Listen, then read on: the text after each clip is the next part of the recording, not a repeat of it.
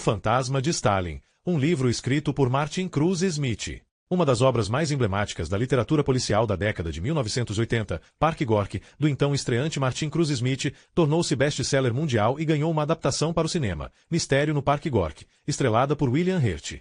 O romance, que tinha como cenário uma Moscou fria e decadente, cercada por mistérios e controlada pela KGB, lançou o autor entre um dos principais nomes do gênero e apresentou aos leitores o anti-herói Arkady Renko, inspetor-chefe do Departamento de Homicídios. Mais de 20 anos depois, Smith traz de volta seu protagonista, um homem agora cansado e desiludido, forçado a investigar um estranho caso. Passageiros afirmam ter visto o fantasma do ditador russo Joseph Stalin vagando pelos corredores escuros do metrô de Moscou, toda noite, no mesmo horário. Os rumores começam a se espalhar, disseminando inquietude pela cidade. A tarefa de solucionar o mistério é confiada a Renko, que não está disposto a acreditar em sobrenatural. Para ele, o fenômeno tem todas as características de um teatro montado para fins políticos. O objetivo seria reacender uma nostalgia latente em todo o povo russo. Mas logo as coisas ficam complicadas. Explodem protestos, terrorismo e uma série de homicídios, que Renko suspeita terem relação com Nikolai Isakov, um veterano boina negra da guerra civil na Chechênia e hoje expoente da direita ultraconservadora. Isakov é perigosamente próximo a Arkady, por manter um relacionamento suspeito com Eva, companheira do detetive. Assim, quando Eva desaparece, a vida inteira de Renko passa a depender da investigação que vai além da cidade de Moscou, onde estão sendo exumados corpos de milhares de soldados soviéticos mortos durante a guerra contra os invasores alemães em 1941. O inspetor-chefe será forçado a lidar com o fantasma de seu pai, general do exército e um dos mais próximos colaboradores de Stalin. E descobrirá segredos que remontam à Segunda Guerra Mundial, que muitos estão dispostos a proteger.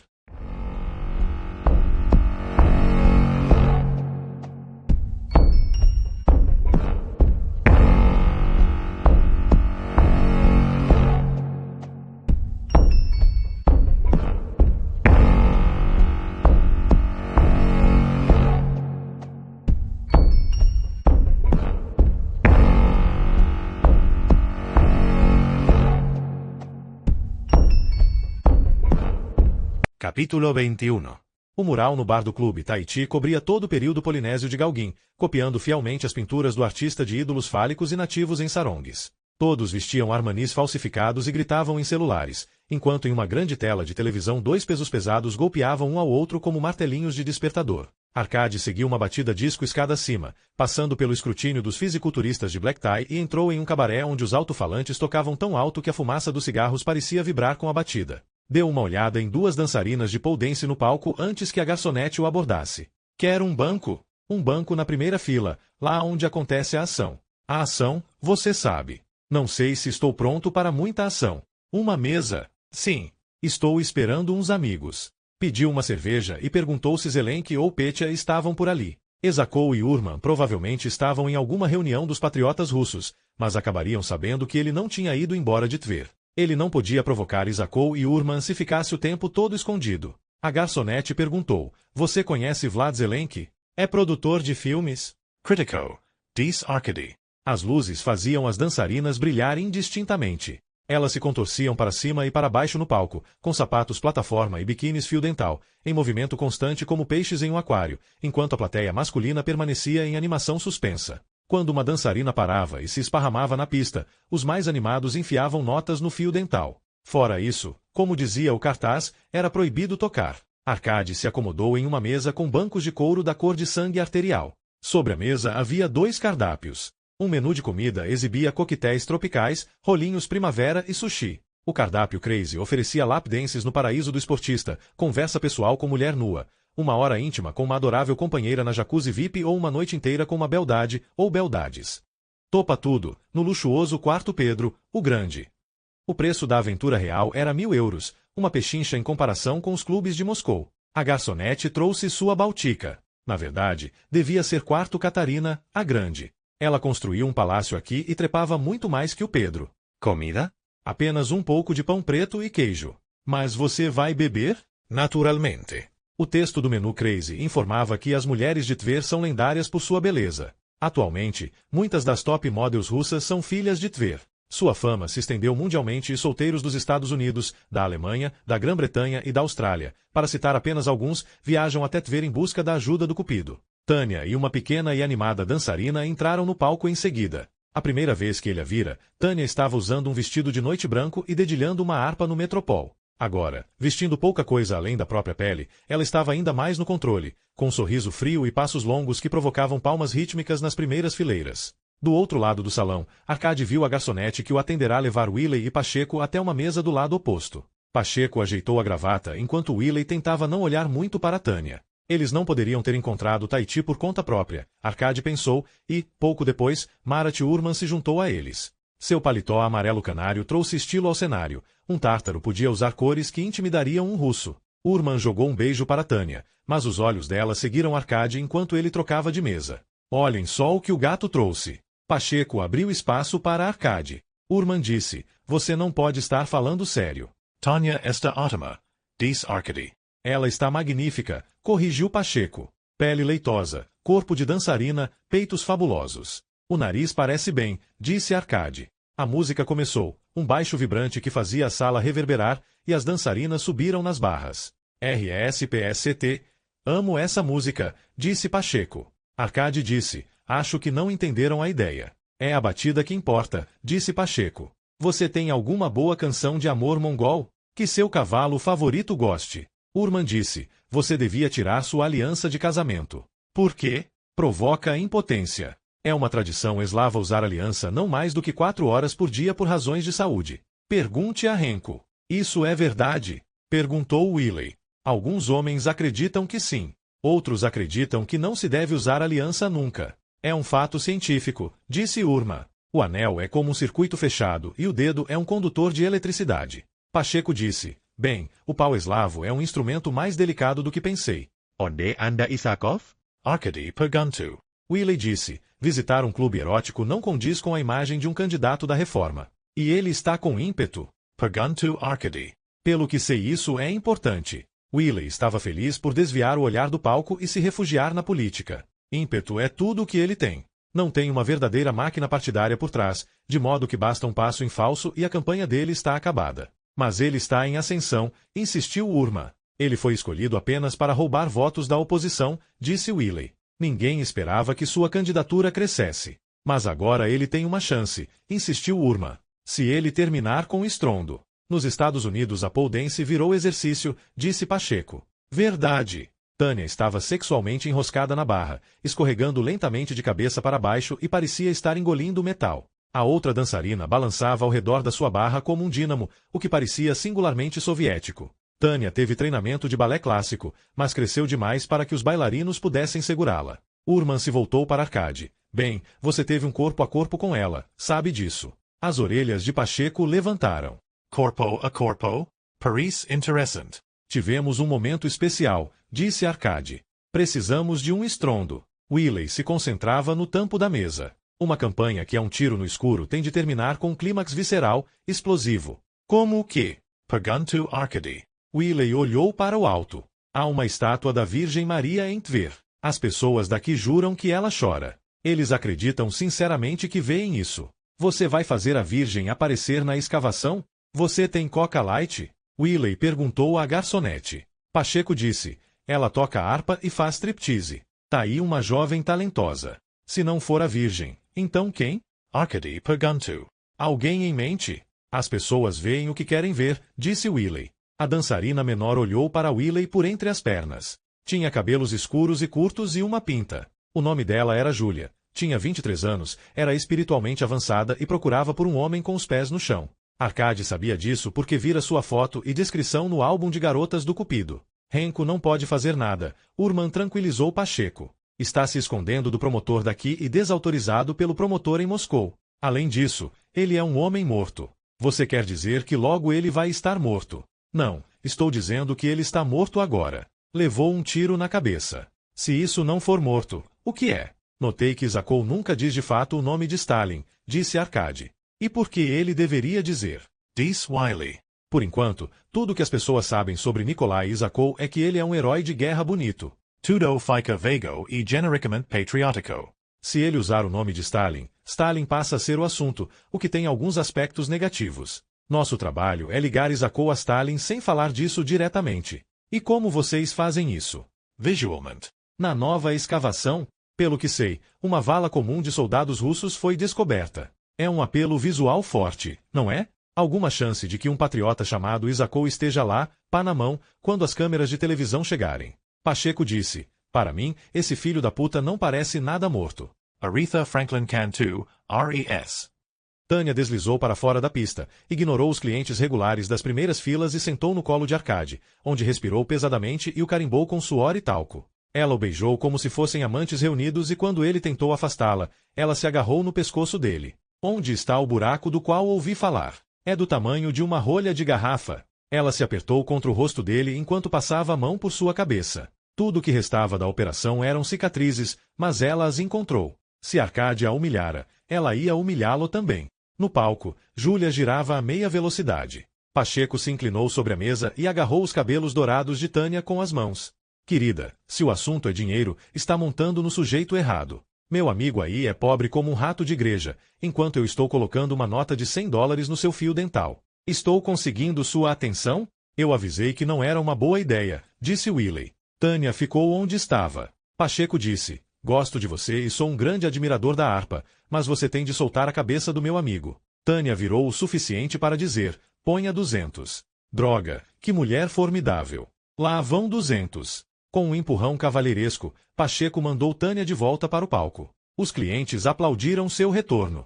Querem um pouco de sushi? Perguntou Herman. Não. Willie jogou dinheiro na mesa. Vamos, vamos, vamos. Do lado de fora, os americanos entraram em um Patmer preto, enquanto Urman seguiu Arcade até a outra ponta do estacionamento. Arcade tinha vindo nos engolir porque pretendia ser visto. Pacheco Buzanu. Adoraria matar esse cowboy, disse Urman. Ameaçando arrastar Tânia pelos cabelos? Que tipo de comportamento é esse? Que bom que você se controlou. Sem problema. Olhe, faça um favor para todos nós. Saia daqui. Vá embora e podemos esquecer que nossos caminhos se cruzaram uma vez. Ou será que ela já telefonou? Quem? Eva. Ela ia telefonar para dizer que estava voltando. Mas ela não está voltando, está? Não, receio que não. Mas vai ligar? Você acha que estou tentando foder com a sua cabeça? Urman soltou um riso suave. Francamente, gostaria que você a levasse de uma vez. Estou farto dessa puta radioativa. Arcade pegou o caminho mais longo para o apartamento, observando se algum carro seguia, quando viu Isacou na rua Sovietskaya. Eram 2 horas da madrugada, a hora entre os sonhos felizes e o negro desespero, momento de caminhar pela casa, não pela calçada. Arcade deu a volta no quarteirão, desligou as luzes e estacionou na esquina. Uma fina camada de neve derretia no chão. Isacou podia ter continuado pela rua Sovietskaya e ter se abrigado no pórtico do Teatro Drama, mas, em vez disso, ia e vinha junto a uma grade de ferro batido. Vestia um poncho com capuz abaixado e, pela umidade em seu cabelo, devia estar ali fora fazia algum tempo. Arcade achou que Isacou podia estar esperando alguém, mas ele não dava sinais de olhar para um lado ou outro da rua. Os prédios atrás da grade estavam obscurecidos pelas árvores, mas pareciam típicas mansões pré-revolucionárias transformadas em escritórios municipais. Paredes talvez amarelas, frisos brancos. O portão tinha uma guarita, mas o guarda noturno fora substituído por um sistema de câmaras de vigilância em circuito fechado. Nada especial, exceto que era o mesmo portão no qual Sofia Andreeva tinha cuspido. O celular tocou. Arcade atendeu rápido. Do outro lado da rua, em seu mundo particular, Isacou parecia não ter ouvido nada. No telefone, Eva disse, quero ver você. Ele imaginara que haveria conversa, explicações, demonstrações de arrependimento. Em vez disso, assim que ela passou pela porta do apartamento, ele tirou a jaqueta dela, imprensou-a contra a parede e achou o fecho da saia, uma volumosa saia cigana, enquanto ela desafivelava o cinto dele. Num instante ele estava dentro dela, além da pele fresca, no calor interno. Os olhos de Eva estavam enormes, como se ela estivesse em um carro que capotasse muitas vezes em câmera lenta. Tire a blusa. Até o modo de como ela tirava a blusa por cima da cabeça era gracioso, Arcade pensou. Suas cicatrizes de Chernobyl se dissolveram e cada linha dela era perfeita. Ele a empurrou para o chão. Ela conseguiu tirar o fio da lâmpada da tomada e, na escuridão, se segurou nele como se fosse uma corda salva-vidas. A cabeça dela batia no chão a cada metida, e quando a raiva dele se esgotou, ela o manteve dentro até ele ficar duro novamente, para que da segunda vez ele fosse mais gentil.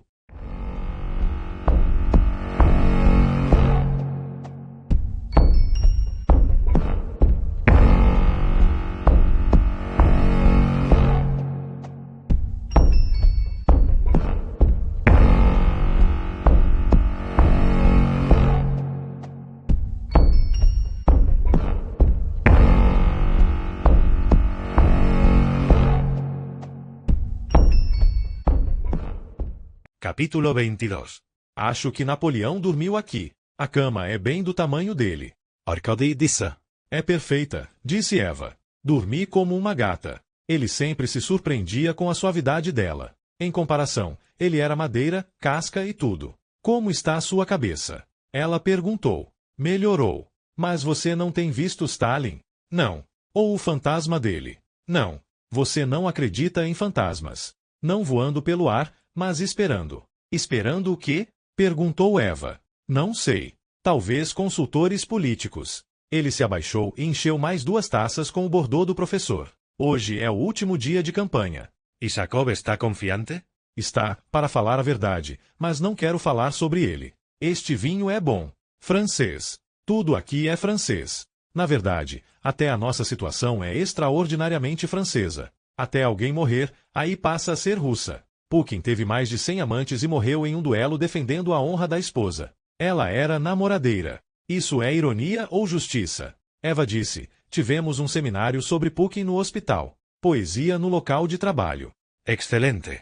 Disseram que a bala que o matou penetrou no osso pélvico direito de Pukin e atravessou seu abdômen. Acho que ele preferiria uma que atravessasse o coração.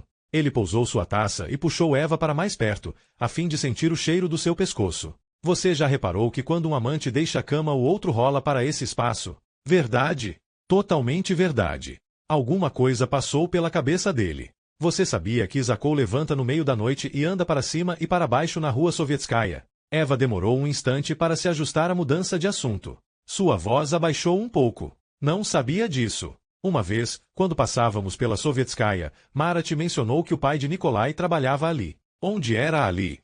Não notei. Você não gosta de Nikolai. A única coisa que sei com certeza sobre Nikolai Isakov é que ele é um péssimo detetive. Aqui ele é um homem diferente. Você não vê o verdadeiro Nikolai em Moscou ou em Tver. Seu ambiente natural é o campo de batalha. Você quer saber como nos conhecemos? Arkady não queria saber. Claro. Os russos estavam bombardeando uma aldeia chechena sem nenhum valor militar. Todos os homens da aldeia estavam nas montanhas e só tinham ficado as mulheres e as crianças. Mas acho que a artilharia russa tinha uma cota diária de casas para destruir. Eu tirava estilhaços quentes de um bebê quando Nikolai e Marat chegaram com seu pelotão. Era uma situação que eu sempre temera, ser pega ajudando o inimigo. Eu meio que esperava ser fuzilada. Em vez disso, Nikolai repartiu seus suprimentos médicos e quando os russos começaram a bombardear a aldeia novamente, ele pegou o rádio e mandou pararem. O coronel encarregado dos canhões disse que ordens eram ordens. Nikolai perguntou o nome dele para que pudesse pessoalmente quebrar todos os seus dentes e o bombardeio parou na mesma hora. Só o que posso lhe dizer, Arkasha, é que eu e Nikolai nos conhecemos em circunstâncias estranhas. Talvez estivéssemos nos nossos melhores momentos. Éramos pessoas que não podiam existir no mundo real. De qualquer maneira, isso foi antes de eu conhecer você. Não tem nada a ver com você. Não se envolva com Nikolai. Alguma coisa farfalhou na porta da frente. Arkady se levantou da cama, vestiu as calças e olhou pelo olho mágico. Não havia ninguém no saguão, mas no chão do apartamento havia um envelope amarrado com um cordão. Ele acendeu a luz. O que é isso? Eva sentou. Ele abriu o envelope e tirou 2 fotos reluzentes. O Major Agronsky tinha feito sua entrega e desaparecido. Fotos. Do quê? Deixe ver. Ele levou as fotos até a cama. A primeira foto tinha sido tirada a uns 100 metros de altura, no ar, incluía um riacho e uma ponte de pedra com uma caminhonete de um lado e um carro de combate do outro. Perto do carro de combate havia uma fogueira. A foto estava granulada e ampliada ao máximo, mas Arkady contou meia dúzia de corpos jogados ao redor da fogueira. Os chechenos vestiam suéteres, casacos de pele de carneiro, bonés de lã, tênis de corrida, botas. Espetos de carne, pão pita e tigelas de pilaf estavam espalhadas entre eles. Outros 6 corpos estavam de bruços na estrada. Os boinas negras tinham a barba crescida e vestiam uma mescla de equipamento russo e rebelde, mas seus rostos apareciam claramente. Urman segurava uma Kalashnikov e um espeto de kebabs, Borodin e Filotov acenavam para o helicóptero. Kuznetsov estava deitado, ferido, e Bora chutava cadáveres, sua pistola pronta para um golpe de misericórdia. As copas das árvores se inclinavam com a força do vento dos rotores. Em um canto, a câmera convenientemente marcava a hora, 13h43. A segunda foto, que marcava 13h47, era praticamente idêntica. Os corpos ao redor da fogueira estavam arrumados de modo ligeiramente diferente. Havia comida suficiente para boas-vindas, mas não para um banquete. A Kamenhanit desaparecera. Urman tinha derrubado o espeto e apontava o rifle para o helicóptero. A ponte suen já. Eva disse. Achei que isso já estava superado. Eu tinha algumas perguntas. Você tem uma obsessão com Nikolai. Quero saber o que aconteceu. Para quê? Isso era guerra. Você vai investigar tudo o que aconteceu na Chechênia. Estou aqui na sua cama, mas você está apaixonado por perguntas. Arkady queria abandonar o assunto, mas foi atraído por uma irresistível força gravitacional. Para que eu não tenha mais perguntas, me diga, do seu ponto de vista, o que aconteceu. Esqueça o relatório oficial. O que aconteceu na ponte? Sabe, Nikolai nem estava na ponte. Minha motocicleta quebrou e ele me levou de carro na minha ronda pelas aldeias, principalmente porque a gente nunca sabia onde estavam os postos de controle russos ou quão asquerosos ou bêbados os homens estariam. Se achassem que você estava com os rebeldes, eles estupravam e matavam você. Houve momentos em que isso teria acontecido se eu não tivesse a proteção de Nikolai. Por isso nenhum de nós aparece nas fotos. Isakov desertu da SEU posto para server como SEU motorista particular? Acho que você pode colocar as coisas dessa maneira. Você reconheceu algum dos rebeldes. Eles já estavam dentro de sacos quando voltamos para a ponte. Você não viu nenhum deles antes? Não. Já disse que estavam nos sacos. Então quem estava no comando na ponte era Marat Urma. Ele liderou o combate? Suponho que sim. E todo esse tempo Nikolai ficou com crédito pelas façanhas de Urma. Assumiu a responsabilidade, caso houvesse problemas. E por que poderia haver problemas? Não sei. Se os chechenos estavam atacando, por que os corpos na estrada tinham tiros nas costas? E por que os outros estavam comendo? Onde estão as armas deles? Não sei. Isakov não abriu os sacos para olhar os corpos? Não sei. Urman ficou ressentido por não levar o crédito. Marat venera Nikolai. Todos no pelotão concordaram com essa história. Todos veneravam Nikolai. E você? Eu também. Arkady sentiu seu coração bater acelerado com o dela. Bem, eles estavam lidando com algo tão difícil quanto perverso, o assassinato do amor. Aquilo podia provocar suor. Mas tudo isso foi antes de eu conhecer você, disse Eva. Se você quiser, podemos pegar o seu carro e ir embora. Podemos fazer isso agora, enquanto ainda está escuro. Vamos pegar o carro e voltar para Moscou. Não posso, disse Arkady. Não posso perder Stalin. Você está louco? Não, estou chegando mais perto. Sinto que dessa vez conseguirei vê-lo. Sério? Ele conheceu meu pai. Por que de repente você ficou tão cruel? Eva, tem uma testemunha confiável que coloca Isakov na ponte com corpos no chão imediatamente depois do combate. Na verdade, ela é tão confiável que está morta. Eva levantou da cama e recolheu suas roupas sem olhar na direção de Arkady. Tenho de ir, vejo você na escavação. Não vou estar lá. Por que não? É o grande acontecimento. Estou deixando você e Nikolai. Por que nós dois? Escolha um. Não tenho de escolher, já que um dos dois vai matar o outro. Não quero estar lá para ver isso. Eu não quero ser o prêmio. Seu pai disse. Eu a amei, mas sua mãe era uma vagabunda. Veio de uma família snob. Intelectuais. Ele dizia a palavra como se fosse uma espécie de inseto. Músicos e escritores. Você e eu, nós vivemos no mundo real, certo? Sim, senhor. Arkady, 14 anos, vendado com seu próprio lenço dos jovens pioneiros, montava uma pistola. Era um jogo que seu pai tinha inventado. Enquanto Arkady corria contra o tempo, o general tentava distraí-lo, porque barulho e confusão eram comuns em uma batalha. Ou então movia as peças pela mesa, para que Arkady tivesse de encontrá-las pelo tato. Ela era muito jovem e queria saber sobre as mulheres, então contei a ela os detalhes. Permiti que ela tivesse uma visão do sexo que era muito mais animal do que suas amiguinhas de coração de manteiga estavam acostumadas. Uma noite foi dedicada a Pukin. Era um salão.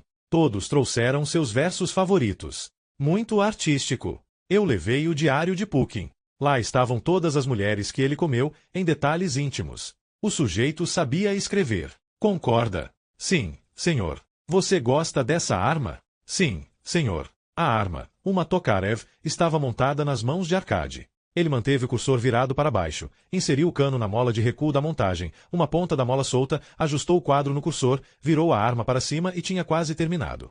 Seu pai disse, conheci um sujeito que jurava pelas pistolas Walter. Esse sim era um especialista. Trabalhava à noite em uma sala especial, à prova de som, com uma porta forrada de feltro. Seus assistentes traziam um prisioneiro e ele atirava na nuca.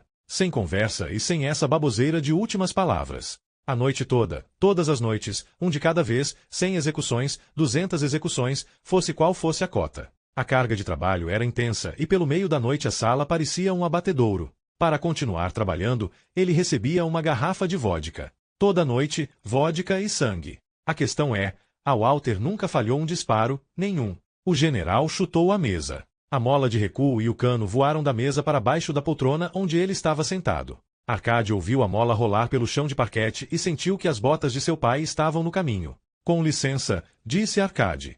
Seu pai não se moveu. Com licença?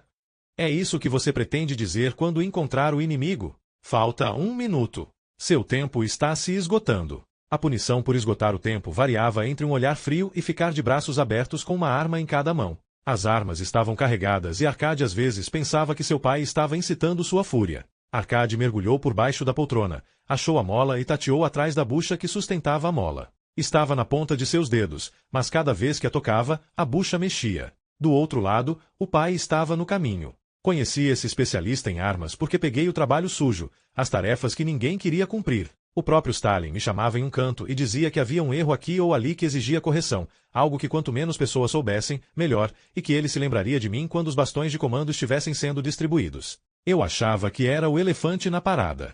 Na verdade, eu era o sujeito que seguia o elefante com uma pá e um balde cheio de merda. 10 segundos. Ainda não terminou de montar a porra da arma? Arcade usu a arma para ampliar seu alcance e puxar a mola.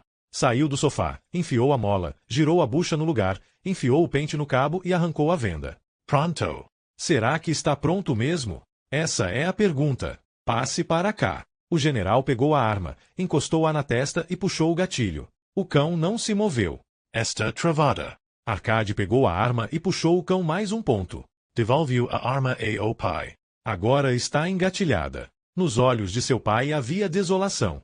Tem o dever de casa. Arcade se dispensou. Foi a última vez que jogaram aquele jogo. Vitor disse. Um novo russo entra em uma boutique caríssima e pergunta ao vendedor o que pode comprar para dar de presente de aniversário à esposa. Preço não é problema. Ele já deu para ela uma Mercedes, diamantes Bulgari, um casaco longo de zibelina. Arcade perguntou, quanto tempo demora essa piada? Eram 6 da manhã, pelo seu relógio. Um pouco cedo para um telefonema. Não muito. O vendedor diz, não há nada mais que você possa comprar. Faça algo pessoal, algo íntimo. Dê a ela um certificado manuscrito, válido para 2 horas de sexo selvagem, satisfazendo qualquer fantasia ou desejo.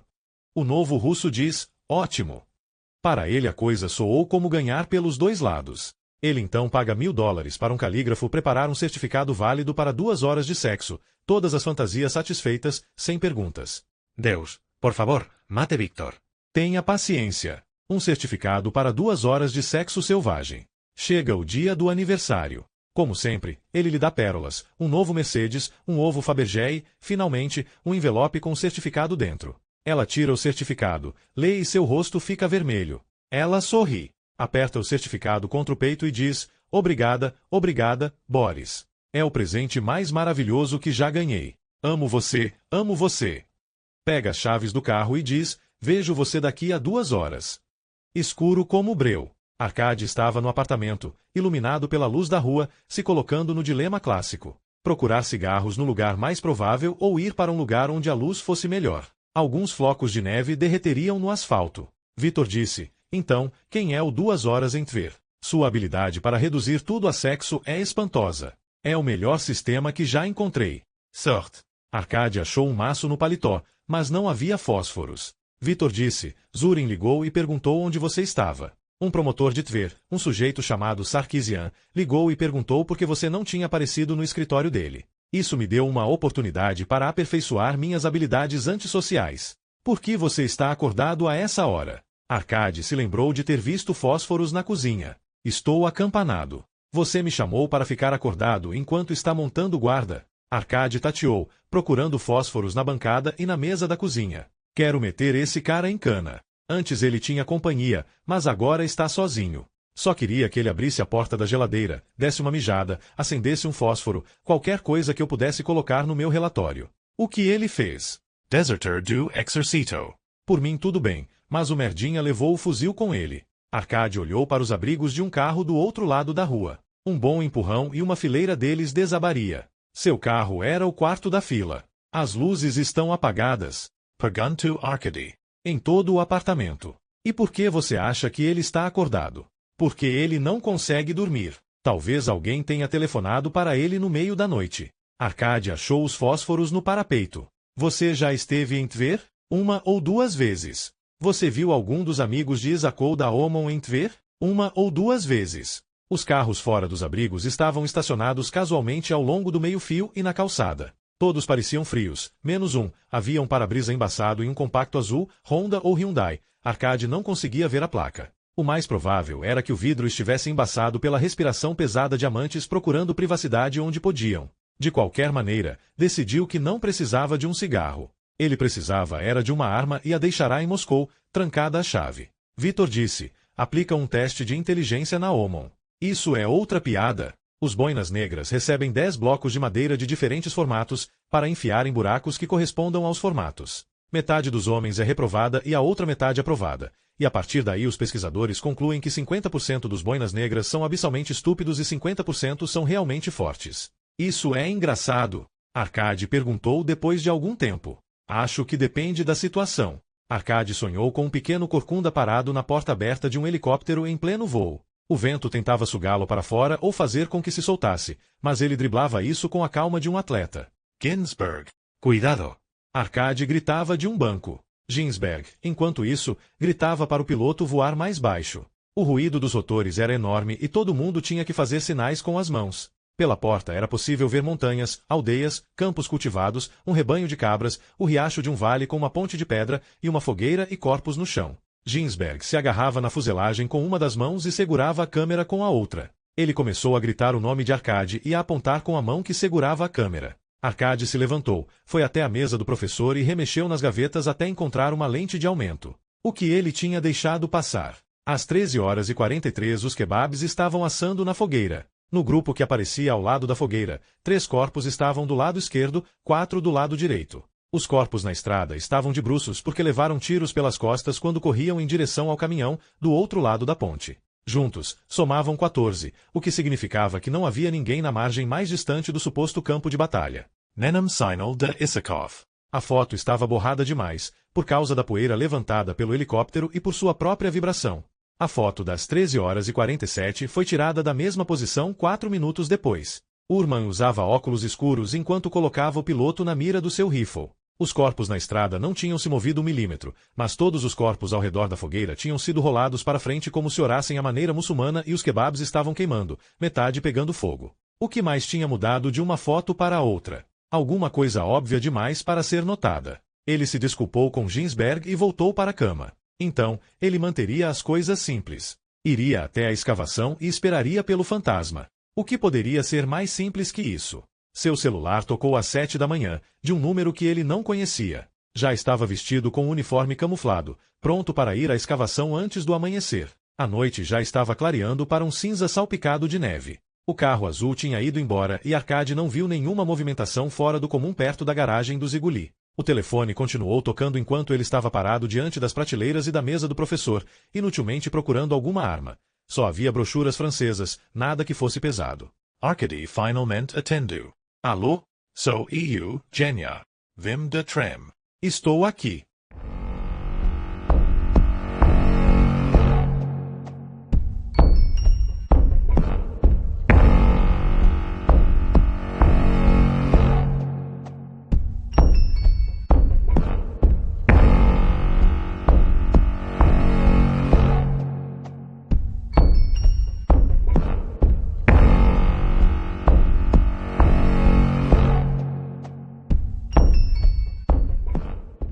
Capítulo 23.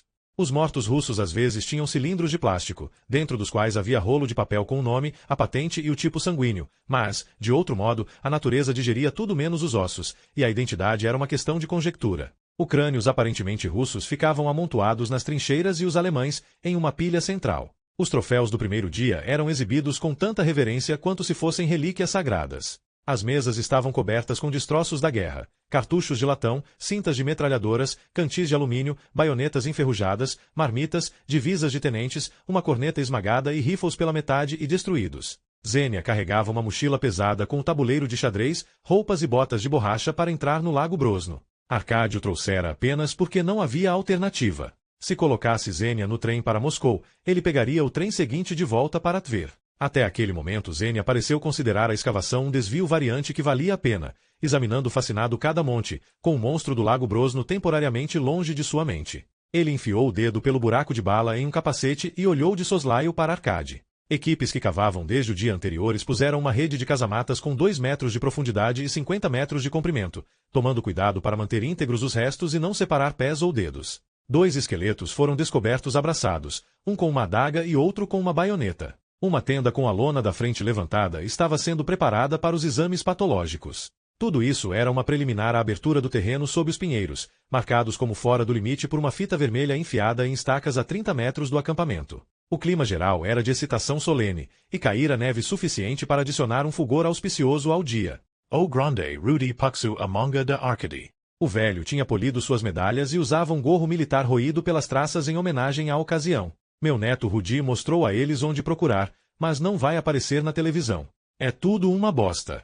Rudy apareceu do outro lado de Arkady. O toque de elegância do motociclista era um colete à prova de balas. São amadores e se milindram com um profissional. Pensei que você fosse um coveiro vermelho. E eu pareço o tipo de punheteiro que sai por aí desenterrando cadáveres de graça. Se querem brincar perto de minas, problema deles. Você não gosta de minas. Elas são tão... Não consigo nem encontrar uma palavra para elas. Perversos, disse Arkady. É isso aí.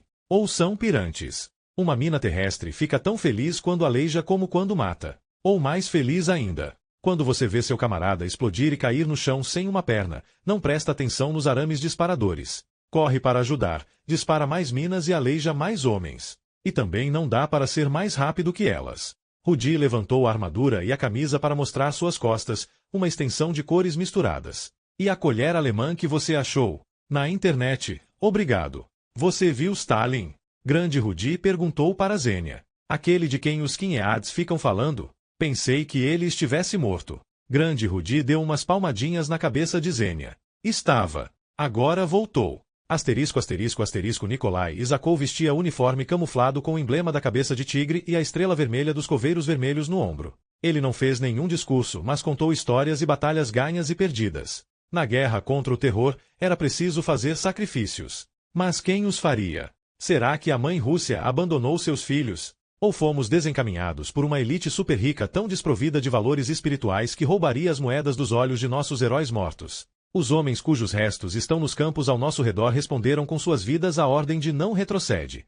A questão é quem não retrocederá agora para defender a Rússia. Cada palavra era gravada pela equipe de televisão que estivera no torneio de xadrez. Arkady se lembrava de que o nome da jovem e entusiasmada apresentadora era Lídia qualquer coisa. Pedaços daquele dia começavam a se encaixar, apesar de ele não se lembrar nada de quando levou o tiro. Com sua capa de chuva e seu sorriso inabalável, Lídia fazia Arkady pensar em uma boneca embrulhada em celofane.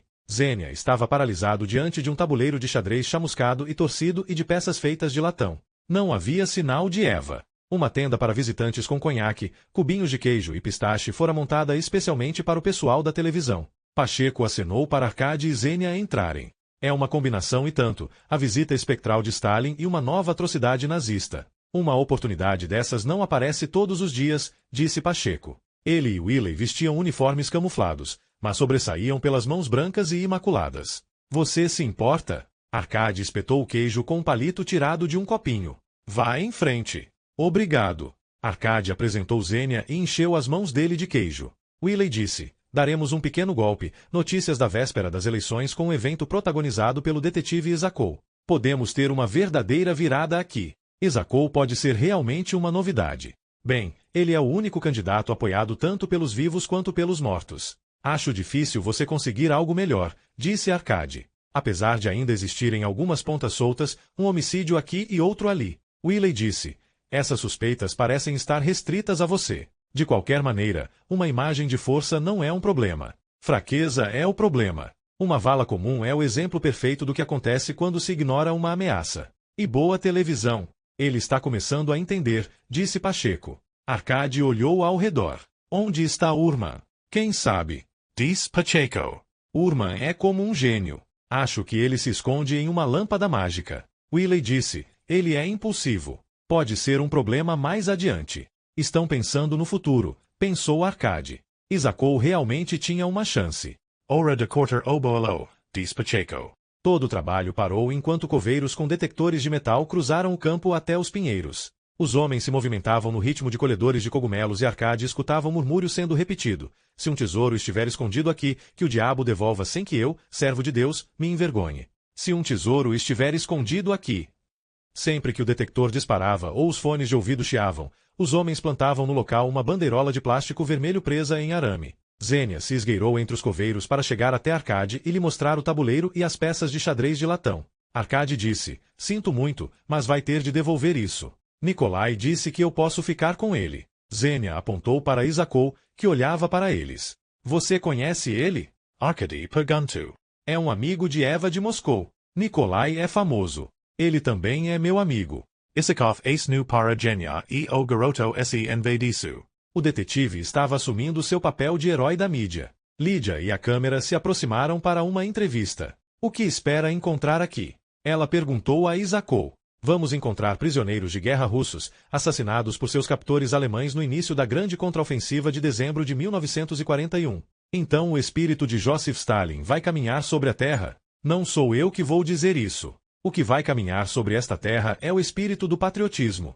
Os heróis brutalmente assassinados e enterrados aqui simbolizam o sacrifício de milhões de russos. Quando os coveiros com detectores de minas saíram do bosque, não carregavam mais nenhuma bandeira vermelha. Um homem levava no ombro uma caveira pontuda que parecia um pedaço de madeira flutuante. Um alce. Ele gritou de longe. O esqueleto completo está ali. Nossa primeira descoberta. Atingido por um caçador? Lídia ficou instantaneamente empolgada. O sujeito com a caveira de alce deixou que ela deslizasse do seu ombro até o chão. Os chifres estavam granulados, o crânio estava liso. Acho que não. Não há sinais de ter sido esfolado. Poderia estar ali há 10 ou 20 anos. Ninguém vai até aquele bosque sombrio. Por que iria? Talvez tenha morrido de velhice, disse Lídia. Talvez tenha pisado em alguma coisa, disse Rudi. Enquanto coveiros com detectores iam com direção ao bosque, Arcade percebeu o quanto o dia estava ficando cinzento e como os pinheiros pareciam uma paliçada negra contra o céu. Por que você não vai para casa e senta na frente do computador para ganhar mais dinheiro à custa dos mortos? Um coveiro perguntou para Rudi. Rudi respondeu, porque fui eu quem encontrou essa mina de ouro, imbecil. Arcade o arrastou para longe de lá, embora se perguntasse por que Rudenko contará para outras pessoas. Aquela poderia ser a sua mina de ouro particular. Rudy se Sol 2. Amadores. Um a um, os sondadores substituíram as bandeiras vermelhas por amarelas. Pacheco perguntou, Renko, por que o detetive Isacou parece querer enfiar uma adaga no seu coração? Quero meu candidato positivo e controlado. Você se importa de dar uma volta por aí? Por favor? Arcade pretendia procurar por Eva, de qualquer modo. Enquanto caminhava pelo perímetro foi alcançado por Petrov e Zelenki. O cineasta estava furioso. Enrabaram a gente. Foi só um canal de televisão mostrar interesse e nos puseram no olho da rua. Arcade perguntou, como você armou aquela visão de Stalin no metrô? Deixa eu contar para você uma coisa sobre a velhice. O pau envelhece primeiro, mas quando Tânia entra no trem com aquela roupa de venha me fuder os velhinhos se assanham. E quando ela se levanta e diz que viu Stalin, os velhotes juram que também viram. Sem infringir nenhuma lei. Por que a estação Chistiprude? Porque é do tempo da guerra. Não podíamos ter Stalin aparecendo em uma estação cheia de lojas.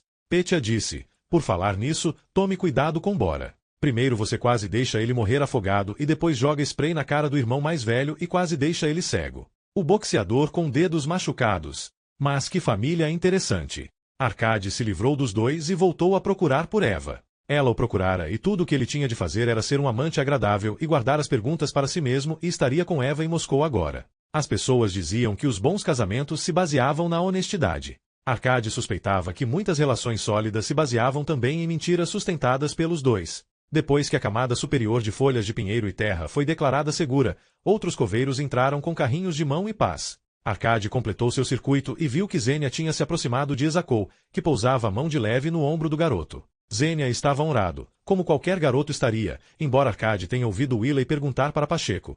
Esse é o garoto mais fotogênico que conseguimos? Um grito vindo das árvores indicava que um corpo fora descoberto. Lídia e o câmera seguiram os restos enquanto eles eram carregados em uma maca até a tenda de exames, que era um teatro ao ar livre. Espectadores disputavam lugares para observar uma patologista com jaleco de laboratório e máscara de cirurgião separar ossos, botas e o capacete em forma de pote. Ela virou o crânio e soltou um disco de metal, uma identificação da Wehrmacht, preso a uma corrente. Alameo. Declarou a doutora, e expressões de satisfação percorreram a multidão. Marat Urman chegou e Isakov transferiu para ele a posse de Zenia, que estava maravilhado com a atenção recebida. Os três abriram caminho até a Arcade.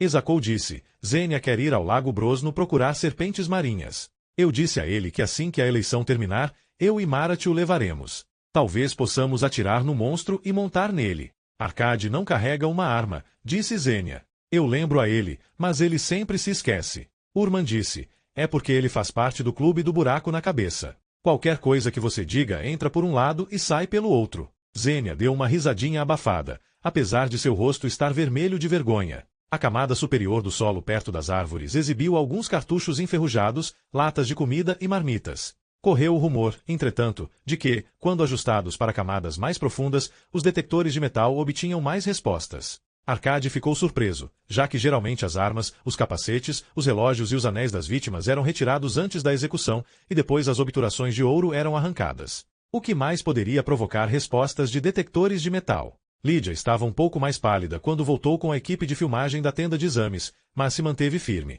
Nikolai Isakov e Marat Urman, detetives e ex-oficiais da OMON. As pessoas daqui estão comentando sobre a possibilidade de descobrir uma vala comum neste local. Como esse tipo de atrocidade foi posto em prática? Isakov respondeu, as vítimas eram forçadas a cavar suas próprias sepulturas e depois metralhadas ou então mortas em outro lugar e transportadas para uma vala. Se encontrarmos prisioneiros de guerra russos, eles provavelmente foram mortos aqui pelos guardas alemães, com medo de serem esmagados pela contraofensiva. Urman acrescentou, dá para notar a diferença porque a metralhadora mastiga o corpo, ossos e tudo mais. Se você vai transportar cadáveres, quanto menos bagunça, melhor, então você simplesmente dá um tiro na nuca deles. Às vezes, é preciso dar 2 tiros. Era um momento de reflexão. Um coveiro esqueceu um CD player bem alto e o hino da época da guerra soou pela área da escavação. Desperta, ó grande país desperta para a luta final, contra a negra força fascista, contra a horda maldita. Todos cantaram. Genya Cantu Com Isakov e Urman. Arcade tinha certeza de que, quando a canção terminasse, o grande Rudi apontaria para uma sombra ou um arbusto e veria Stalin. Antes de a canção terminar, entretanto, uma voz gritou do pinheiral, um capacete. Um capacete russo. Hora do espetáculo, disse Pacheco. Ao primeiro capacete se juntaram outros capacetes, garrafas, botas, navalhas, todo tipo de sucata russa manchada, quebrada e em desintegração. Nenhuma arma. Os cadáveres, entretanto, estavam lá. Conforme o dia esquentava, a neve se transformava em uma chuva suave que revelava um crânio aqui, uma rótula ali. Um salto de 2 pontos, Willey comentou com Pacheco.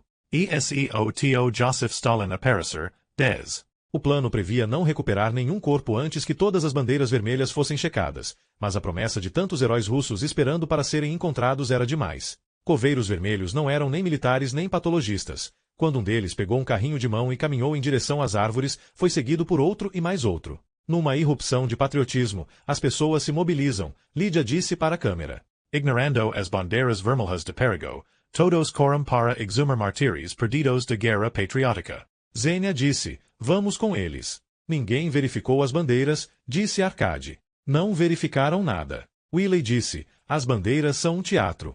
Decoração. Qualquer munição aqui já tem pelo menos 60 anos. Não vai acontecer nada. Eu e minha equipe podemos nos aproximar? Perguntou Lídia. Acho que os telespectadores gostariam de se aproximar. É melhor usar isso. Rudi tirou seu colete à prova de balas e o entregou a Lídia. Não posso deixar você sem o colete. Por que não? Disse Rudi. Eu não vou para lá. Pacheco disse a ela, um pequeno conselho. A qualquer momento e em qualquer lugar em que você tenha uma desculpa para usar um colete à prova de balas na televisão, pegue e use. Pronto, capitão? Disse Urman. Não me decepcione. Isakov se aprimo. Certo. Um grupo de 5, Isakov, Urman, Lídia e os 2 câmeras, caminhava com esforço em direção às árvores, seguindo as marcas dos carrinhos de mão na lama. Apesar de Isakov estar na frente, Arcade achou que houve um momento em que o impetuoso comandante perdeu a coragem, e Urman teve que estimulá-lo a avançar. Algo estranho acontecia lá na frente. Os coveiros que tinham chegado ao bosque com tanta pressa se espalharam pela periferia em vez de entrar. Zenia disse para Arcade, você não é meu pai, não pode me dizer o que fazer. Arcade ouviu, mas não prestou atenção. Estava intrigado com a hesitação de Isakov. Willey disse, as pessoas daqui devem ter se perguntado por que pinheiros foram plantados no meio de um campo produtivo. Desviavam com os tratores até as árvores se tornarem invisíveis, disse Pacheco. As pessoas só veem o que querem. Arcade observou e Zacou guiar os 5 até a borda das árvores. Todos pararam e se benzeram. Zenia disparou. Com mochila e tudo, passou pela fita e correu pelo campo antes que Arcade tivesse tempo de detê-lo. Zênia não ficou no caminho marcado pelos carrinhos. Pegou outro rumo, brincalhão, dando voltas e sacudindo a mochila como se tivesse acabado de ser dispensado da escola. Tudo o que Arcade podia fazer era segui-lo. Enquanto corria pelo campo, ele reavaliou Zênia e como o garoto tinha transferido sua lealdade para Isacou e Urma num piscar de olhos. Até as cobras eram mais lentas em abandonar o ninho. Arcade alcançou os pinheiros e se uniu aos coveiros que permaneciam parados e mudos na periferia do bosque. Um carrinho de mão, que tinha trespassado, acentuava as colunas de árvores espaçadas de forma normalmente regular, e a chuva que era filtrada pelas copas altas caía silenciosamente sobre uma fina camada de folhas de pinheiro. Não havia canto de pássaros nem barulho de esquilos. Os corpos deviam ter sido jogados de lado, cabeça para frente, pés para frente, um em cima do outro. Arcade não conseguia avaliar quantos eram, apenas que pareciam parte de uma luta violenta. Uma cabeça se levantava aqui, um joelho ali. No decorrer dos anos, o desfile de animais carniceiros e micro-organismos tinha consumido toda a carne e os restos estavam não apenas reduzidos a esqueletos mas interligados num quebra-cabeças. Será que aquela caveira pertencia àquele pescoço? Será que essas duas mãos formam um par? Quando um simples puxão arrancava a ponta de um dedo, o dedo da mão, a mão do braço, por onde começar? A distância entre as árvores era de 5 metros anormalmente regulares, mas pisar no chão limpo significaria esmagar os restos enterrados, de modo que os coveiros montavam corpos com o que conseguiam alcançar. Você não deve levar a coisa tão a sério, disse o grande Rudi, que tinha a mania de aparecer ao lado de Arcade quando menos se esperava. A guerra é um moedor de carne. Fazendeiros, médicos, professores... Carne moída. E se um frites não atirar em você, o comissário atira. Mas eu sinto falta da camaradagem. Na sua idade eu já fumava, disse ele para Zênia, que se aproximava timidamente. Você matou alguém? Perguntou Zenia. Arcade enfiou um cigarro na boca do grande Rudi e o acendeu. O velho deu uma tragada profunda e tossiu metade do pulmão. Ninguém impediu o câmera Grisha de usar ossos como apoio para subir porque todos compreendiam que a televisão estava no comando. Aquele era o momento ao sol dos coveiros. Melhor do que o sol, o olho da câmera. Willey estava certo. Arcade pensou, era um grande visual. O grande Rudi disse, o coletivo tinha um belo campo de trigo aqui. Solo bom, arenoso, bem drenado. E por que o coletivo não arrancou as árvores? O grande Rudi deu de ombros. Tinham de pedir permissão. Alguém negou. E por que alguém em Moscou iria se importar se uma fazenda coletiva em Tver cortava árvores? Quem vai saber? Eram os velhos tempos. Uma ordem de Moscou levava em consideração forças e perigos que desconhecíamos. Arcade observou o avanço de Grisha pelas árvores. O câmera mantinha os movimentos suaves e lentos. Um passo à frente havia uma linha marrom que levava até o que parecia um cone de pinheiro em pé. Posso ver o que? Zênia começou a se mover em direção ao câmera. Não. Arcade puxou-o para o chão e gritou, Grisha, pare. Mina terrestre. Grisha tropeçou, apontou para o chão e o solo explodiu. Quando a fumaça se dissipou, o câmera estava ensopado de sangue, de 4, piscando e apalpando a virilha. Isacou ajudou Grisha a se levantar e sair do meio das árvores. Grisha podia andar, mas Isacou esvaziou um carrinho de mão cheio de ossos e o colocou dentro. Genia desapareceu. Os coveiros ensaiaram um recuo que logo se transformou em uma retirada para as tendas. Arcade ficou.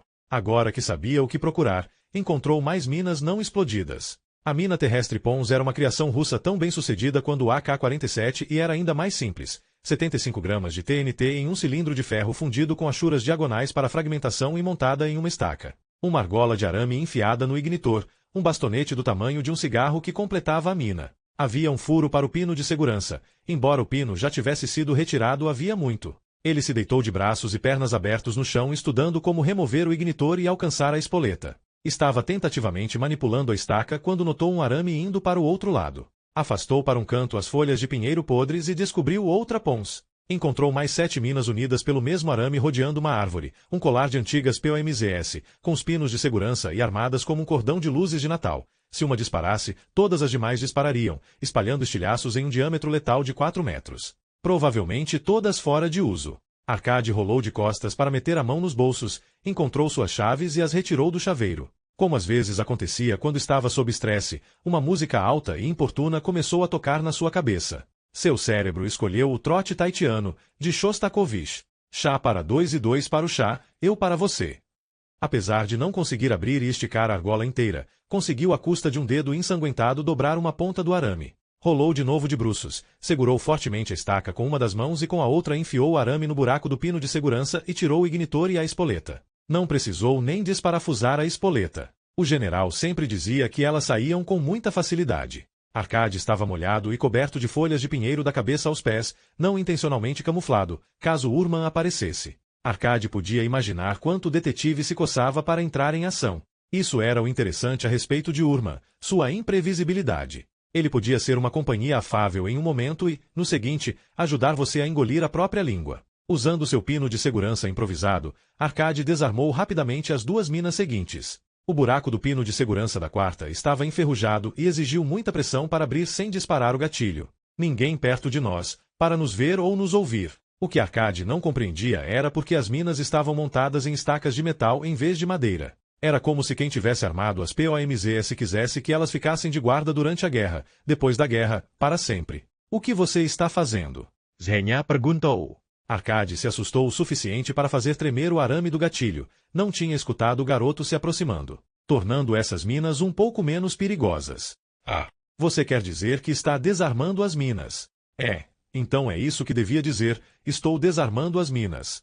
É simples. Zhenya mudou o peso de sua mochila. Gotas de umidade pendiam de suas sobrancelhas. Você está tirando tanta onda com isso. Todas estão fora de uso, Nikolai e Marat me disseram. Eles sabem mais que você. Então o que aconteceu com o câmera Grisha? a Ranhose. A mina não tinha mais carga de verdade. Marat diz que Grisha ainda vai poder coçar o saco.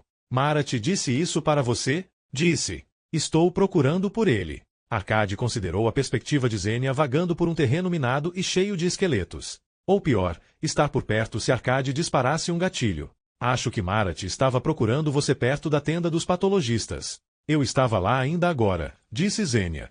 É uma boa caminhada. Arranje uma mochila mais leve. Aposto que Marat consegue desarmar essas minas até dormindo. Pode ser. Estou entediado. Estou ocupado, disse Arcade com o olhar correspondente. As bochechas de Zhenya ficaram vermelhas, a única cor que Arcade já vira nelas. Arcade achou o arame para seguir, mas quando se arrastou para frente sentiu alguma coisa arranhar seu estômago. Rolou para fora de uma mina armada, uma armadilha separada. Depois de esperar 60 anos, a bomba detonou com o suave estouro de uma rolha de champanhe. Fora de uso. Quando Arcade olhou para cima, Zhenya já tinha desaparecido, exceto por sua risada.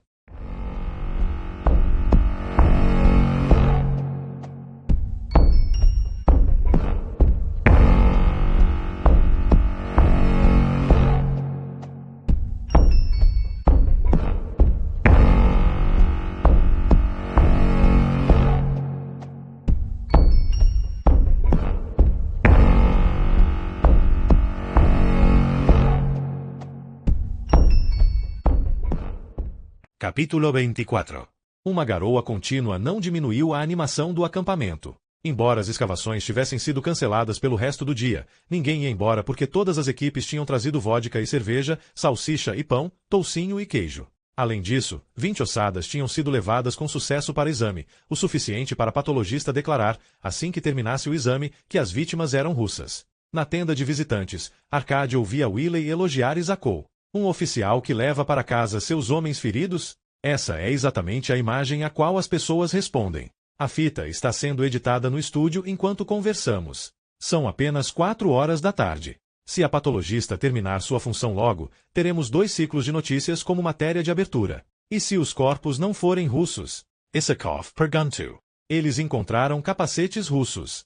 E se não forem? Willey deu uma olhada para Lydia, que estava ocupada assinando autógrafos para admiradores diante da tenda. O câmera chamado Yura falava no celular com a esposa de Grisha. Se forem alemães? Willey baixou a voz. Realmente, não vai ser tão bom, mas o salvamento de Grisha ainda vai vender bem você. É isso que eu quero ser, vendido? Com toda a sua alma e todo o seu coração, disse Pacheco. Você atravessou esse rio no dia em que fomos contratados. Nada disso foi mencionado na ocasião. Nikolai, você está sofrendo de nervosismo pré-eleitoral. Relax. Essa escavação vai colocar você no topo. Eles estão certos, disse Urman. Tivemos sorte de trazer 2 câmeras. Pacheco levantou um copo de conhaque. Ei, Grisha. De qualquer maneira, disse Willie, você precisava de algo assim. Seus números estavam começando a se estabilizar. Talvez devessem mesmo, disse Isacou. O que eu sei sobre política? Não precisa. Vão lhe dizer o que fazer. Vou ser informado? Exato, disse Pacheco. Não é um trabalho difícil, a menos que você complique. Você vai receber muitos conselhos, disse Willie. E não se esqueça da imunidade, disse Arcade. Deve ser um incentivo a mais. Yura terminou sua ligação. Então você joga xadrez? Ele perguntou a Zênia. Zania assentiu. Por que não jogamos enquanto esperamos? Você pode ficar com as brancas. D4. O que é isso? D4. Yura franziu a testa. Espere um instante. Achei que você tinha um tabuleiro na mochila. Você precisa de um? Perguntou Zenia. Arcade levou Zênia para uma caminhada. Apesar da chuva, boa parte dos coveiros armara churrasqueiras portáteis. Acampamento era acampamento. Nas tendas as equipes cantavam canções da época da guerra inundadas de vodka e nostalgia. Uma fila se formava diante de um garrafão de aguardente de cereais decorado com fatias de limão. Era uma experiência de união entre pais e filhos. Yura estava tentando ser amigável, disse Arcade. Você podia ter jogado no tabuleiro. Ia ser uma perda de tempo. Ele poderia surpreender você. O grande mestre Platonov esteve aqui durante a guerra jogando com as tropas. Ele jogava com qualquer um. Como quem? Soldados, oficiais. Disse que teve alguns jogos muito bons. Com quem? O sorrisinho afetado de Zênia enlouquecia Arcade. Qualquer um, terminou debilmente. Esbarraram no grande Rudi com as orelhas em pé. Pode escutar ele chegando? Ele perguntou a Arcade. Um canhonaço distante cresceu e sumiu. Acho que é trovão, disse Arcade. Então onde estão os relâmpagos? Estão longe demais para que possamos ver. Ah. Em outras palavras, você está supondo. Estou adivinhando, admitiu Arcade. Você não gostaria de sair da chuva? O vovô não sai daqui. Rudi se aproximou com uma cerveja na mão. Está decidido. E não é o único. Arcade olhou para as tendas e viu outras figuras paradas como sentinelas na chuva. Considerou que entre o patriotismo e a aguardente de cereais era bem capaz de Stalin aparecer. Começou um grande alvoroço na tenda de exames, onde a apresentadora Lídia foi subitamente iluminada pelas luzes da televisão. A ela se juntou uma mulher mais velha, de olhar agudo e sorriso sardônico. Arcade reconheceu sua corretora de imóveis, Sofia Andreeva. Lembrou-se de que ela admitira ser médica e de que o advertira para não ser seu paciente. Ela vestia um jaleco de laboratório limpo enquanto os coveiros se amontoavam em volta da tenda, crianças nos ombros dos pais, celulares com as câmeras de vídeo ligadas e levantados bem no alto, como se uma saudação de boas-vindas aos heróis finalmente resgatados das garras da terra. Keichova. Todos os rostos brilhavam zelosos. Arcade se aproximou de Willie e Pacheco atrás da multidão. Zênia achou uma cadeira na qual subir. Urman abriu espaço até a frente para Isacou. Willie disse para Arcade, no final da maioria das campanhas eu me pergunto que oportunidades perdi. O que poderia ter feito e não fiz. Mas isso aqui é como quebrar a banca em Monte Cario. Você também deveria estar feliz. Agora que Nikolai terá imunidade, ele certamente vai deixar você em paz. Arcade decidiu que Willie era mais estúpido do que parecia. Todo mundo pode me ouvir. Ótimo. So a doutora Sofia Andreeva Paninsky, patologista emerita do Hospital Central de Tver. Fui solicitada para assistir a essa exumação em massa e dar minha opinião sobre a identidade dos corpos descobertos. Não necessariamente individualmente, mas como um grupo. Poderia fazer um exame com muito mais detalhes no necrotério, mas me informaram que vocês precisam de uma conclusão aqui e agora. Muito bem. Examinei 20 restos, mais ou menos. Digo mais ou menos, porque é óbvio que muitos dos supostos corpos são uma mistura de ossos de 2, 13 até 4 diferentes restos de esqueletos. Isso, é claro, é um dos riscos quando amadores tentam executar tarefas que seriam mais bem desempenhadas por técnicos forenses. Assim, só posso oferecer uma observação geral sobre restos mal manuseados. Primeiro, todos os 20 ossos pélvicos que examinei eram de homens. Segundo, pela densidade dos ossos e desgaste do esmalte dos dentes, suas idades na época da morte variavam entre 20 e 70 anos de idade aproximadamente. Terceiro, pelas variações de densidade óssea, alguns eram ativos e atléticos e outros, sedentários. Quarto, que os esqueletos não sofreram outros ferimentos além de um único tiro na nuca.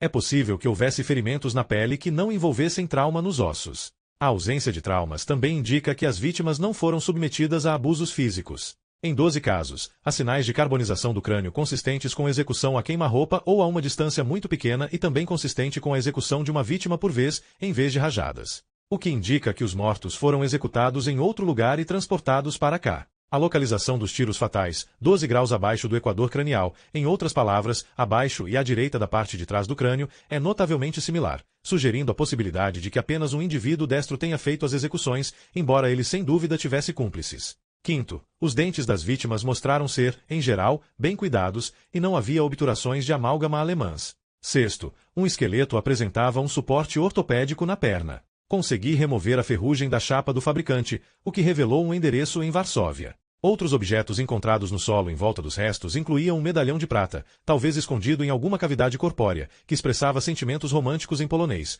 uma lupa de joalheiro onde estava gravado o nome de um negociante de selos de Cracóvia, uma caixa de pílulas com desenho dos Montes Tatra e moedas polonesas da época do pré-guerra. Em suma, ainda não temos informações suficientes para tirar conclusões definitivas, mas tudo indica que as vítimas eram de nacionalidade polonesa. Onde há nostalgia, há amnésia. As pessoas tendem a esquecer que quando Hitler e Stalin dividiram a Polônia, Stalin tomou a precaução de executar 20.000 oficiais do exército polonês, policiais, professores, escritores, médicos, qualquer um que pudesse formar uma oposição política ou militar. Pelo menos metade dessas pessoas foi morta em Tver. Enterrada sob as árvores estava a elite da sociedade polonesa. Os coveiros exibiam desânimo e confusão.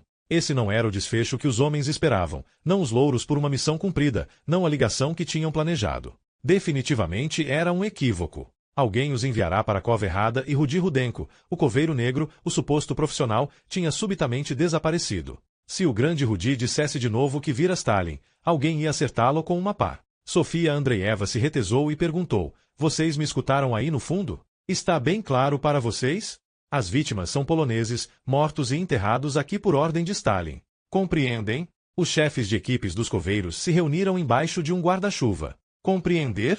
Eles compreenderam que ela era uma porra de uma médica polonesa vagabunda. Deviam ter trazido uma russa. Também sabiam que o acampamento com chuva não tinha a menor graça. Os garotos fungavam em uniformes camuflados que tinham passado o dia inteiro na chuva e estavam completamente ensopados em uma noite fria, que ficava cada vez mais fria, quando um banho quente e vodka apimentada seria o que um médico receitaria. Não aquela médica. Um médico russo. Uma trovoada decidiu tudo. Eles iam levantar acampamento.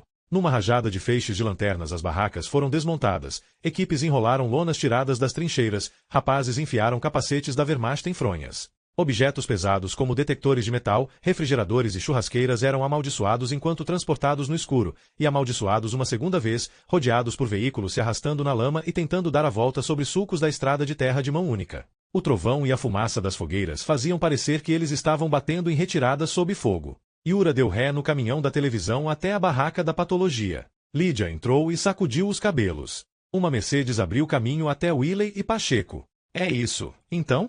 Estão desistindo? Perguntou Arkady. Willey disse. O filho da puta disse que temia isso. Ele sabia de alguma coisa. Quem? Detetive Nikolai Isakov, nosso candidato. Disse que há anos esperava por isso. Isso o quê? Alguma coisa sobre o pai dele. Acredite, não tem mais nenhuma importância. Pacheco disse, ninguém vai pôr no ar o que acabamos de ver. Uma atrocidade russa. Nos pendurariam pelas canelas antes. Diga adeus a Nikolai por nós, disse Willey. Foi divertido, disse Pacheco. Se Stalin aparecer, diga oi por mim.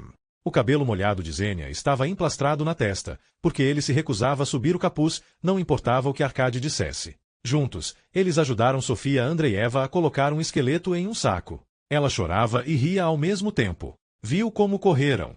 Puf, o grande acampamento sumiu. Enfiados em seus carros com alguém, espero, sentindo náuseas. Que vergonha! Vieram para glorificar o passado e o passado lhes deu a vítima errada. Algumas vezes amaldiçoou Deus por me deixar viver tanto tempo, mas hoje valeu a pena. Todos têm uma fantasia. O professor Golovano sonha com uma bela francesa. Eu sonho com um garoto polonês, estudante de medicina. A chuva caía mais forte. Arkady estava a ponto de gritar apenas para ser ouvido. Você tem carona de volta para a cidade? Peguei um carro emprestado. Obrigada. Só vou me sentar aqui um pouco com meus compatriotas. Tenho uma cadeira de acampamento. Tenho cigarros. Tenho até. Ela mostrou um frasco prateado. Caso sinta frio, a estrada logo ficará completamente enlameada. Não espere demais. Vai virar neve. Prefiro a neve. Tem mais classe. Onde está Isakov? Não sei. O amigo dele voltou até os abetos para procurar mais corpos. Ele alega que há restos russos e que vocês não cavaram fundo bastante ou no lugar certo. Zenia disse, aposto que ele está certo. Marat é um soldado. Ele deve saber. Não vejo razão para não ir ajudar. Arkady disse, andar no meio de explosivos na escuridão não é uma boa ideia. Se você está com medo de cavar, poderia segurar a lanterna para alguém. Eu tenho uma lanterna na minha mochila. Você veio preparado para tudo. Alguém tinha de estar. Não. Nós vamos para casa. Vamos voltar para Moscou hoje à noite. Arkady sentia como se fosse noite havia dias. Nada tinha acontecido como esperado. Em vez de ganhar Eva, a perderá. E em Tver não havia como escapar de Marat e Isakov. Zenia disse, vou para o Lago Brosno com Nikolai e depois vamos para o Lago dos Cisnes. Lago dos Cisnes? Como o balé. Sofia Andreeva disse, é um mito local, um refúgio que não existe para cisnes que não existem. Cisnes, monstros, virgins carando. E dragões. Sinto muito, sem dragões, disse Sofia Andreeva. Você disse que havia dragões quando aluguei o apartamento. Para você tirar os sapatos, sim, e caminhar suavemente sobre um velho dragão. Arkady demorou um pouco. É um tapete. Uma sombra se movia pelo acampamento, levitando sobre embalagens de papel e garrafas vazias deixadas na apressada partida dos coveiros. Ao se aproximar, a figura se transformou em um fantasma negro e brilhante que ondeava e estalava na chuva. Arkady olhou para ver os bigodes cerdosos, capote e os olhos amarelos de Stalin. Em vez disso apareceu o grande Rudi enfiado em um saco plástico com buracos para a cabeça e os braços e com um boné enfiado na cabeça. Rudi o seguia com o tipo de lanterna montada numa caixa que os mecânicos instalam em para-choques. A luz estava apagada. Vovô ainda está procurando Stalin. Está em seu próprio mundo. Sofia Andreeva deu um gole de conhaque para o grande Rudi, usando a tampa do frasco como copo. Não quero vê-lo de manhã numa mesa do necrotério. Alguém tem vodka? Perguntou o grande Rudi. Acho que ele voltou para o nosso mundo, ela disse para Rudi. Notei você quando estava falando das ossadas. Você se sobressaía. Obrigado. Rudi estava licenciado. Você é um coveiro negro, um profissional. Sim. Cava para ganhar dinheiro. Sou um negociante. Sim. Imagino quanto cobraria para entrar naquelas árvores hoje à noite. Você não poderia pagar o meu preço. Por que não? Arkady perguntou. Você não acha que as minas são inofensivas? Todo ano uma mina inofensiva explode a perna de alguém. Mas um profissional como você veria a mina. Talvez. Arkady virou para ver a reação de Zenia, mas o garoto tinha desaparecido. Uma aba do fundo da tenda estava desamarrada. Pode me emprestar sua lanterna um momento? Arkady saiu na chuva, ligou a lanterna e iluminou as trincheiras de uma ponta a outra, fogueiras que ardiam a fogo lento, latas de cerveja, montes de caveiras, pilhas de terra. Zenia estava no campo, quase fora do alcance do raio de luz, a meio caminho das árvores. Tinha subido o capuz e com seu anorak preto ficaria invisível se não fosse a fita reflexiva na mochila. O reflexo foi ficando cada vez mais fraco.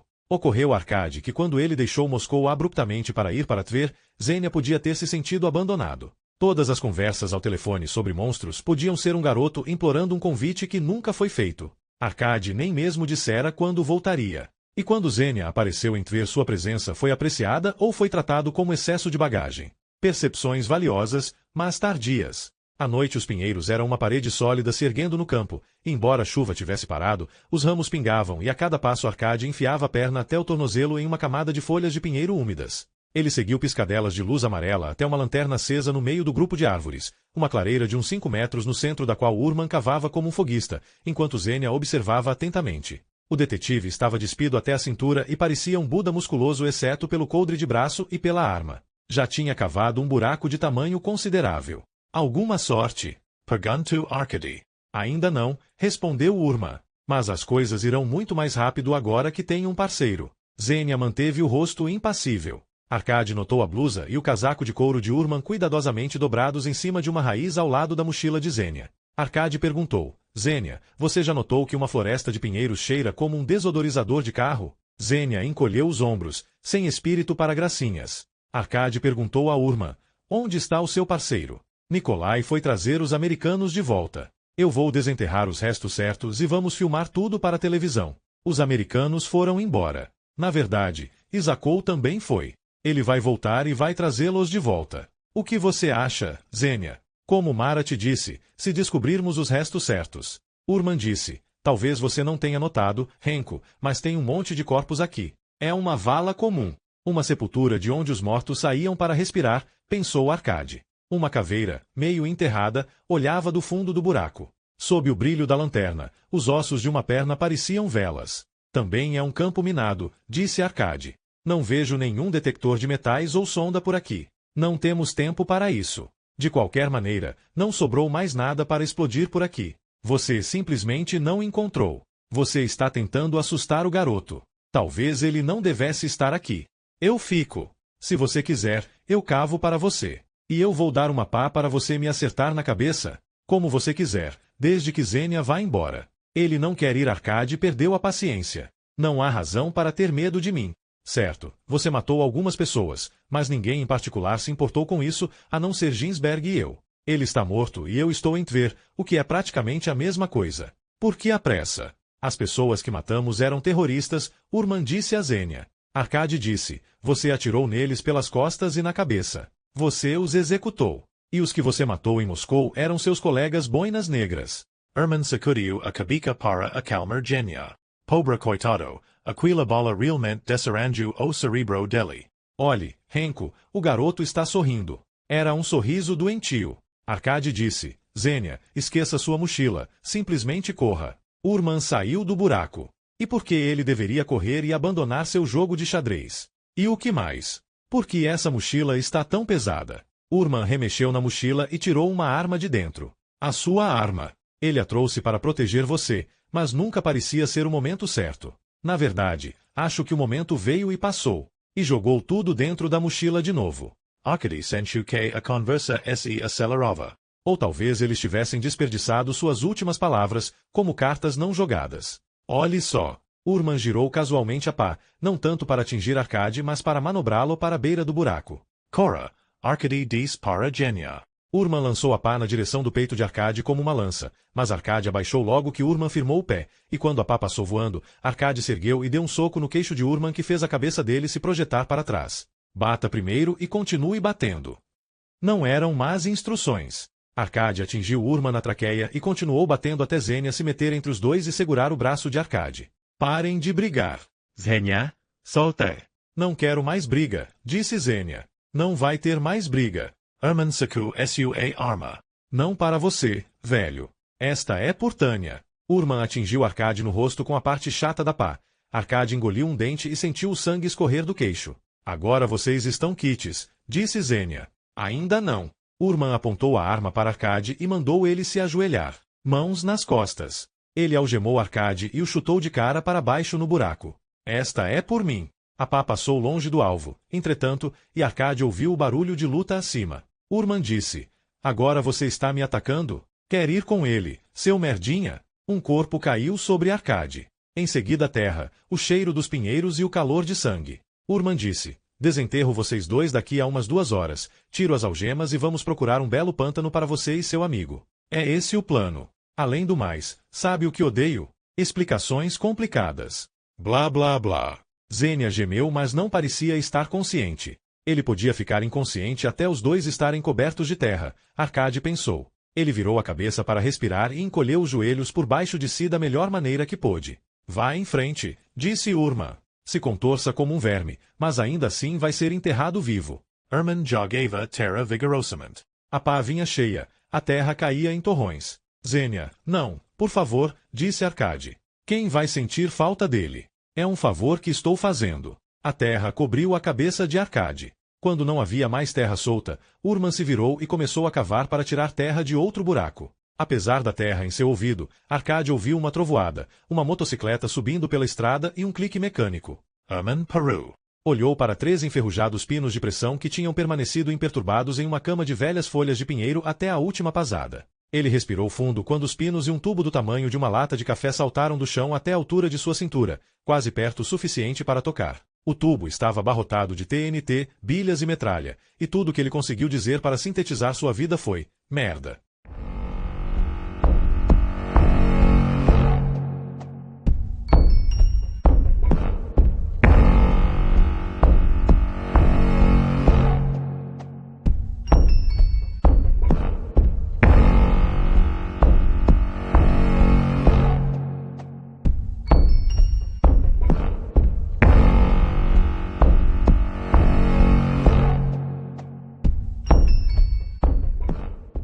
Capítulo 25. Eles voltaram para Tver, Arkady na motocicleta, Sofia Andreeva e Zenia no carro dela. O garoto tinha sofrido uma concussão quando Urman o atingiu e estava alerta mas silencioso. Zenia tinha sido obrigado a procurar a chave das algemas no que restara de Urman. Uma mina saltadora provocava uma explosão lateral. De perto, podia cortar um homem. Quando a temperatura caiu, a chuva virou neve. Zenia agarrava sua mochila e olhava pela janela os postes que passavam, os flocos de neve que dançavam na janela, qualquer coisa menos as imagens em sua mente. Arkady e Sofia Andreeva concordaram em contar uma história simples. O detetive Marat Urman imprudentemente fora até a escavação sozinho no escuro, enfiara a pá no chão e atingira uma mina terrestre. As provas de que qualquer outra pessoa estivesse lá estavam despedaçadas em 1 milhão de pedaços. O plano de Arkady também era simples. Era o momento de ele e Zenia encerrarem suas perdas e tratar a experiência de Tver como uma febre alta ou um pesadelo. Arkady podia fazer as malas em 1 minuto e Zenia levava tudo em sua mochila. Fazendo um balanço, Arkady tinha perdido Eva, traumatizado Zenia e acabado com sua pouco ilustre carreira. Que outros danos um homem podia provocar? Arkady entrou na rua Sovietskaya, a principal via da cidade. A neve derretia quando chegava ao chão e a rua tinha uma quietude fotográfica, um contraste com os bondes prateados, o brilho do asfalto molhado e um casal caminhando ao lado de uma cerca de ferro fundido. Um quarteirão mais adiante, no Teatro Drama, Arkady fez sinal para o Lada parar e caminhou até Sofia Andreeva enquanto ela baixava a janela. Você geralmente cospe em público? É claro que não. Que pergunta. Nós acabamos de passar por um prédio. Sempre que você passa por ele, cospe. Não é cuspe. É proteção contra o diabo. O diabo mora na rua Sovietskaya? Claro. Eco que acabei de vê-lo. Arkady entregou a chave do apartamento para Sofia Andreeva. E não está sozinho. Eles caminhavam ao lado da cerca de ferro fundido, Eva de casaco e cachecol, as mãos de Zakov enfiadas nos bolsos de um sobretudo da Omon. Não pareceram surpresos quando Arkady os alcançou, apenas olharam longamente para o machucado que coloria metade de seu rosto. Arkady explicou em uma palavra. Urman. E como está Marat? Pergunto Isakov. Estava cavando um buraco quando atingiu uma mina. Era uma mina saltadora. Está morto. Eva perguntou, onde você estava? Estava no buraco. Zenia também. Ele está bem. Ninguém estava de serviço na guarita do número 6, embora Arkady visse, através das grades, um BMW preto no pátio com o motorista cochilando ao volante. Câmaras de circuito fechado estavam instaladas dentro do portão e Arkady percebeu holofotes no telhado.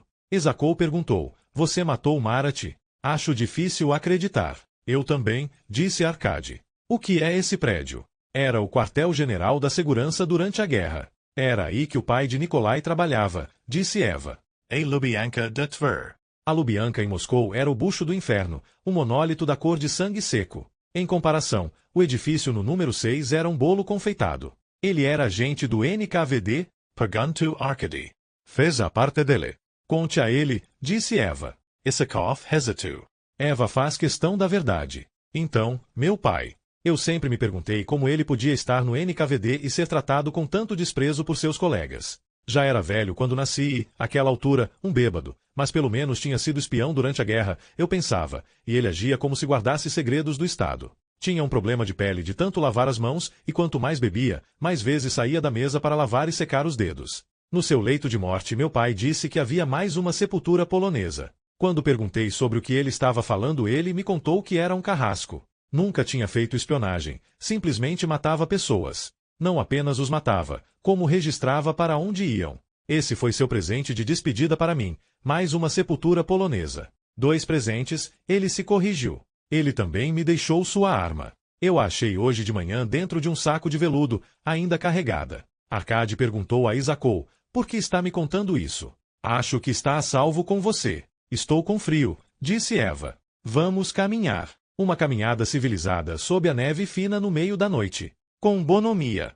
Zakov pôs o braço sobre os ombros de Arkady. Marat devia ter comido você vivo. Você não parece tão forte e, francamente, não parece ter muita sorte. Não fui eu, ele desenterrou uma mina. Marat não seria idiota de fazer isso.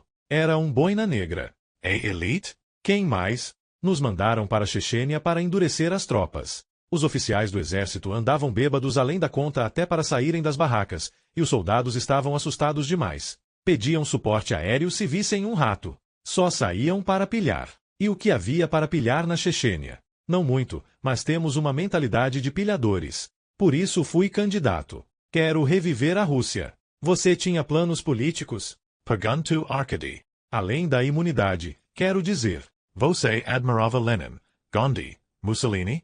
Enquanto Eva cruzava a rua em direção ao teatro-drama, cantava uma velha cantiga. Stalin voa mais alto do que qualquer um, derrota todos os nossos inimigos e brilha mais do que o sol. Arkady não soube dizer quem ela estava gozando. Flocos de neve em seu cachecol o fizeram perceber que mais neve estava caindo, o que era um retorno à normalidade. Para o inferno com a temperatura agradável. Eva voltou a seu lugar entre os homens e colocou seus braços entre os deles, os três compondo uma troika. 2 homens dispostos a morrer por mim. Quantas mulheres podem dizer isso? Cada um de vocês vai reivindicar sua metade ou vão fazer turnos? O vencedor leva tudo, receio, disse Exacou. Notou a motocicleta no pórtico do teatro e colocou as mãos sobre o motor. Ainda quente. Eu me perguntava como você se movimentava sem ser visto. Esperto. O bairro não era residencial. Àquela hora da noite apenas alguns carros estavam estacionados na Sovietskaya e ninguém mais caminhava ao longo dos escritórios e das lojas às escuras. Uma fantástica galeria de tiro. A mente de Exacou devia estar indo na mesma direção porque ele olhou por cima de Eva e perguntou a Arkady, com uma nota de curiosidade despreocupada. Você está armado? Não. Na verdade, daquela vez uma arma não seria uma má ideia. Uma Tokarev bastaria, mas ela estava desmontada dentro da mochila de Zenia. De qualquer maneira, nenhuma arma se compara com a sua, disse Arkady. Se você pensar bem, a pistola do seu pai deve ter o recorde de arma portátil que matou mais pessoas. Sam. 200. 500. Isso a torna no mínimo um bem de família. É mesmo? Sinto por ele. Imagine atirar em pessoas uma após a outra, cabeça após cabeça, hora após hora. A arma fica quente como um ferro de passar e 2 vezes mais pesada, e devia haver algumas vítimas pouco cooperativas. Deve ter sido bem sujo, ele devia usar macacão de trabalho. E o barulho? Exacou disse. De fato, meu pai usava tapa-ouvido e ainda assim ficou surdo. Às vezes ele tentava deixar a sala e então lhe enfiavam vodka goela abaixo e o empurravam de volta. Ele só conseguia ficar sóbrio o suficiente para puxar o gatilho e recarregar. Ele deu os tímpanos pela causa. A arma falhou alguma vez? Nunca. Deixe-me adivinhar. Uma Walter? Bravo. Exacou sacou uma pistola de cano longo de um saco. Meu pai gostava da engenharia alemã. Mesmo sob a luz dos postes de rua era possível ver que a arma estava em bom estado.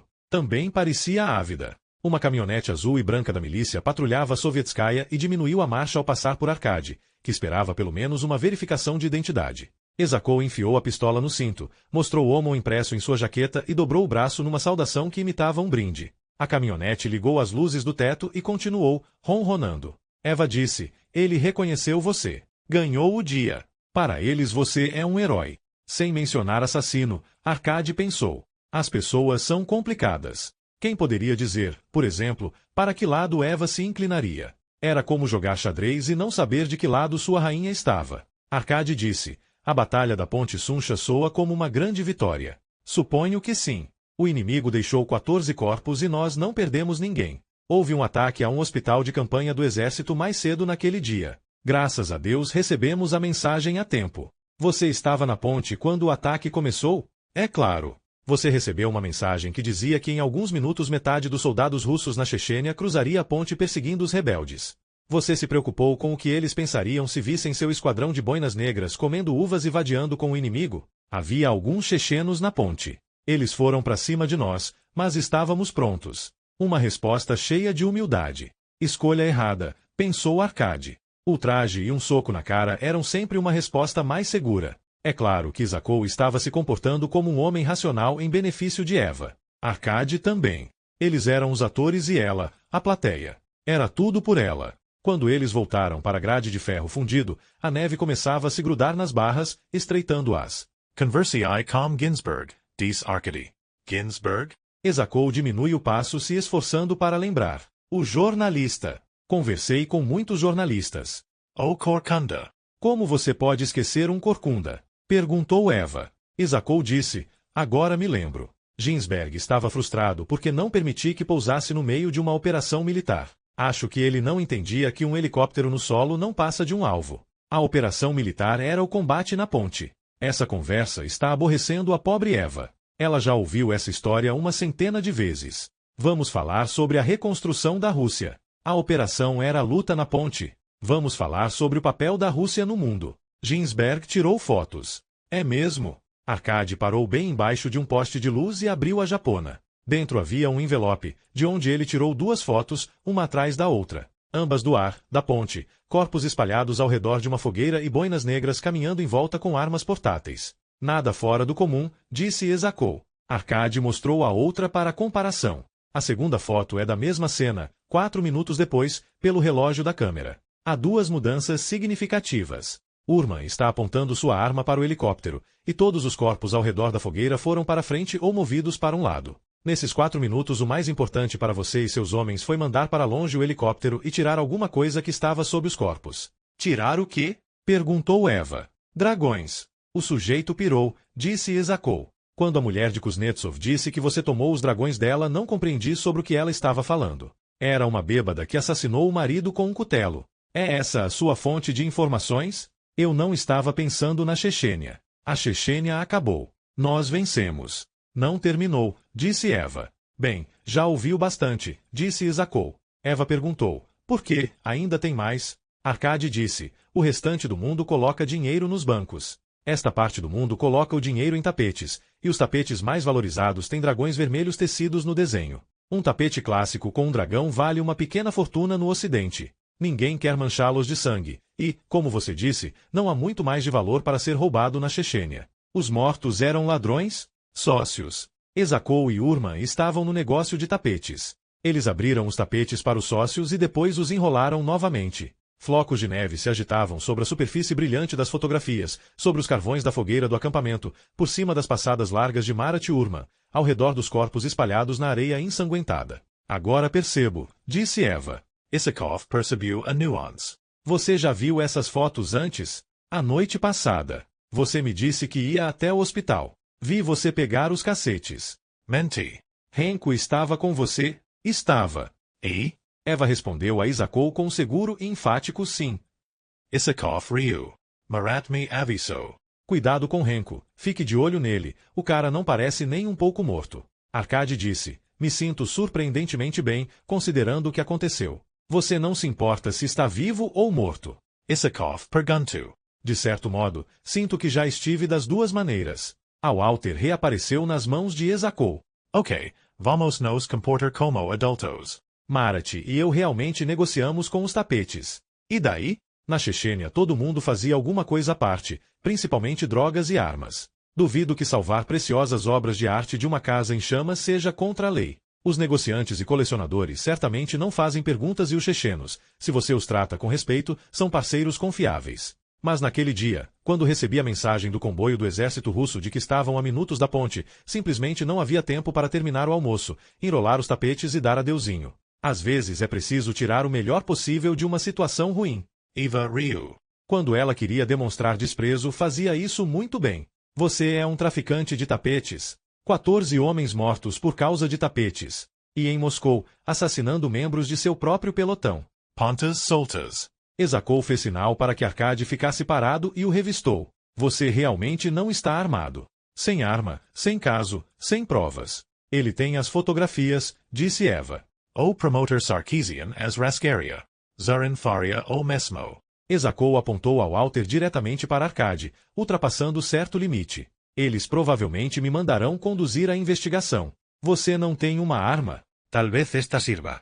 Talvez tenha encontrado esta velha arma na escavação. Principalmente, você não tinha um plano. Viu Eva e pulou da moto. Será que isso valeu a pena só para tê-la de volta? Valeu. Ele compreendeu que fora por ela que ele voltará do lago escuro em que mergulhara quando levou o tiro. Parte dele, porém, pensava de modo profissional. Esakov atiraria nele primeiro, depois em Eva, e depois colocaria a arma na mão de Arkady para forjar um assassinato seguido de suicídio, tudo executado na rua, a queima-roupa e rapidamente. A Walter era uma pistola pesada de dupla ação com um percurso de gatilho longo e um enorme coice. Estava ajustada na mão de Esakov. Sem pressa, mas também sem hesitação. Arkady se lembrou da admiração de Ginsberg pela calma de Esakov sob fogo. Será que havia alguém acordado olhando nos monitores de segurança? Pensou Arkady. Na BMW.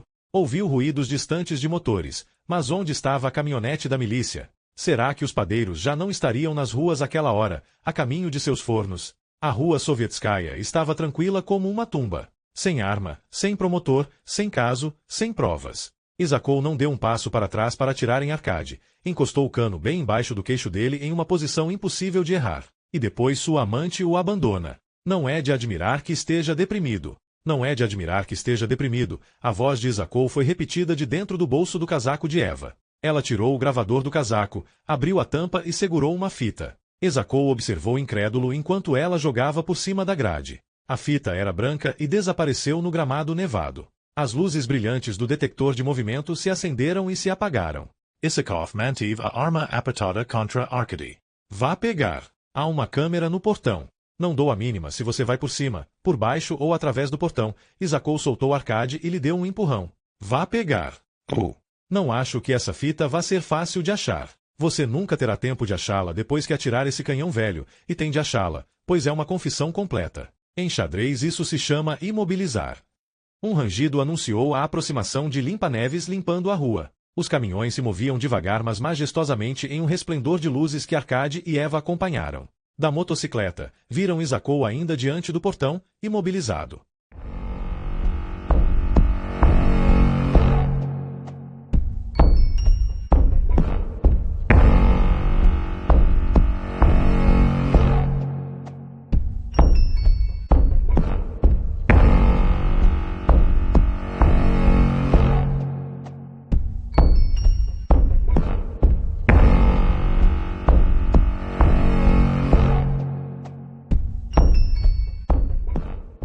Capítulo 26. Dirigindo até o apartamento, Arcade estava alegre e exausto, como se ele e Eva tivessem cruzado um deserto de traições e incompreensões e sobrevivido. Ele sabia que mais tarde conversariam sobre aquilo tudo e as palavras iriam atenuar a experiência, mas enquanto isso, andavam na motocicleta em um entorpecimento de felicidade. Apenas uma vez ela falou por cima do barulho da moto: "Tenho um presente para você." Tirou uma fita de dentro do casaco. A fita verdadeira. "Você é uma mulher maravilhosa." "Não, sou uma mulher terrível, mas é com essa mulher que você está." Enquanto esperavam o elevador, falaram de trivialidades, preservando a bolha do momento. "Você ainda é investigador? Duvido muito." "Ótimo. Podemos viajar para algum lugar com uma praia ensolarada e palmeiras." Quando as portas do elevador começaram a se fechar, um gato de pelos arrepiados entrou, arqueou o dorso, surpreso, e correu para fora. "E Genia?" perguntou Arkady. "Devemos levar Zênia conosco", disse Eva. "Por que não?" Arcade pensou. "Para areia dourada, água azul e surras regulares em um tabuleiro de xadrez." Se isso não fossem férias, ele não sabia o que era. Eva tirou o cachecol e sacudiu a neve quando saíram do elevador no andar de Arcade. Ser feliz era como estar bebado. Ele não carregava o lastro de sempre. Na porta do apartamento, ele perguntou: "Você gostaria de ver um dragão? Vamos simplesmente pegar Zênia e ir embora." Ela sussurrou. Eva entrou na frente. Quando acendeu a luz, Bora saiu do banheiro. Arcade reconheceu a mesma adaga que não conseguirá encontrar no gelo em Xiste-Prude. Tinha lâmina dupla e era afiada como uma navalha, e Arcade a agarrou apenas para ter a palma da mão cortada. Bora se virou, enfiou a faca em Eva, na lateral, e a carregou para trás, por cima do corpo de Sofia Andreeva. A garganta de Sofia Andreeva tinha sido cortada. Seu rosto estava branco sob a máscara berrante de ruge. As paredes e os posteriores estavam borrifados com sinais de luta. Zênia estava barricado atrás de uma mesa de centro em um canto da sala, com uma faca comprida na mão. Na mesa havia uma Tokarev parcialmente montada, esperando a mola de retorno e a bucha. Bora usava luvas de borracha e um abrigo esportivo fácil de lavar. Perguntou para Arcade: "Está rindo agora?" Quando ele tirou a faca da barriga dela, Eva escorregou para o chão tentando recuperar o fôlego. No canto, Zênia se atrapalhou ao pegar a mola, que rolou para o chão. Não era justo, pensou Arcade. Eles tinham sido tão espertos, principalmente Eva. Bora tinha a pose confiante de um açougueiro, pronto para abrir uma barriga mas querendo começar trinchando um braço ou uma perna. Nos filmes esse era o momento em que o herói enrolava uma capa no braço como escudo, pensou Arcade. Aparentemente não havia capas disponíveis. Em vez disso, Arcade tropeçou no tapete e caiu. Num instante Bora estava sobre ele, apertando o lado machucado do rosto de Arcade contra o assoalho. O hálito de Bora era quente e úmido. Há uma sala de musculação no seu pátio. Eu estava saindo e quem vejo, tirando um capacete de motociclista, senão o cara de Xiste-Prude? Lembra-se de como você se divertiu lá no gelo. Você riu do homem errado. Bora era todo músculos, enquanto Arcade ficava sem fôlego ao subir as escadas de um estádio. Além disso, tinha apenas uma mão boa para resistir a Bora. Tudo estava errado. O anel vermelho ao redor do pescoço de Sofia Andreeva. O desespero de Xenia quando a mola de retorno da pistola escapou e rolou para fora de seu alcance. O esforço rouco de Eva para respirar. Bora colocou mais peso na faca. Está rindo agora? Bora enfiou a faca no ouvido de Arkady, fazendo cócegas nos pelinhos enrolados. Devagar, relutante, o braço de Arkady cedeu. Ele se lembrou de um sonho no qual falhava com todo mundo. Não se lembrava dos detalhes, mas a sensação era a mesma. Um tabuleiro de xadrez quicou na cabeça de Bora. Ele olhou para cima e Xenia disparou. Não haveria um segundo tiro porque o garoto puxara o gatilho sem a mola de retorno. Não precisava haver um segundo tiro. Bora estava no chão, um buraco negro do tamanho de uma queimadura de cigarro na cabeça. Com o vento e a neve mudando sempre de direção, era difícil dizer se a ambulância estava avançando ou não. Arkady e Xenia iam com Eva e uma paramédica, uma moça com uma lista de conferência. Eva estava amarrada em uma maca, com cobertores até o pescoço, uma máscara de oxigênio cobrindo seu rosto e fios que a conectavam a uma bancada de monitores. Em um banco retrátil, Xenia abraçava os joelhos. Ela está com a respiração ofegante, disse Arkady. A paramédica assegurou a Arkady que, embora as vítimas de facadas pudessem morrer de choque e perda de sangue em questão de segundos, 20 minutos depois de ter sido atacada, Eva ainda estava consciente, os olhos focados em Arkady, e quase não tinha sangrado. Arkady tentava parecer confiante, mas a experiência era como estar em um elevador em queda livre. Via os andares passando, mas não podia sair. Eva levantou a máscara de oxigênio. Estou com frio. Ele puxou o cobertor e rasgou o vestido para ver melhor a ferida, um corte com as bordas roxas entre as costelas. O corte não estava sangrando, a menos que ele pressionasse, quando então escorria um sangue cor de vinho. Esperando. Arkady e Xenia se sentaram em um banco do lado de fora da sala de desinfecção, tentando ver Eva sempre que a porta do centro cirúrgico para onde a tinham levado se abria. Arkady mediu o corredor em passos várias vezes. Ele olhava para os cartazes de proibido fumar e proibido celulares na parede. No fim do corredor, uma porta apenas para emergências levava ao telhado. Lá fora, a neve cobria o chão e soterrava pontas de cigarro e maços vazios. Folheou brochuras comerciais em cima da mesa sem realmente lê-las. O que fazer em Tver, lojas de luxo na Sovietskaya ou como ganhar na roleta. Sentiu-se petrificado. Xenia estava enfiado no casaco de Eva, duas pernas esticadas para fora, até que Arkady pôs os braços em volta dele e lhe agradeceu por salvar a todos. Todos estariam mortos se não fosse por Xenia. Acho que você é o garoto mais corajoso que eu conheço. O melhor de todos. O coro de Genia de Bexo do Casaco Sova como Madeira quebrando.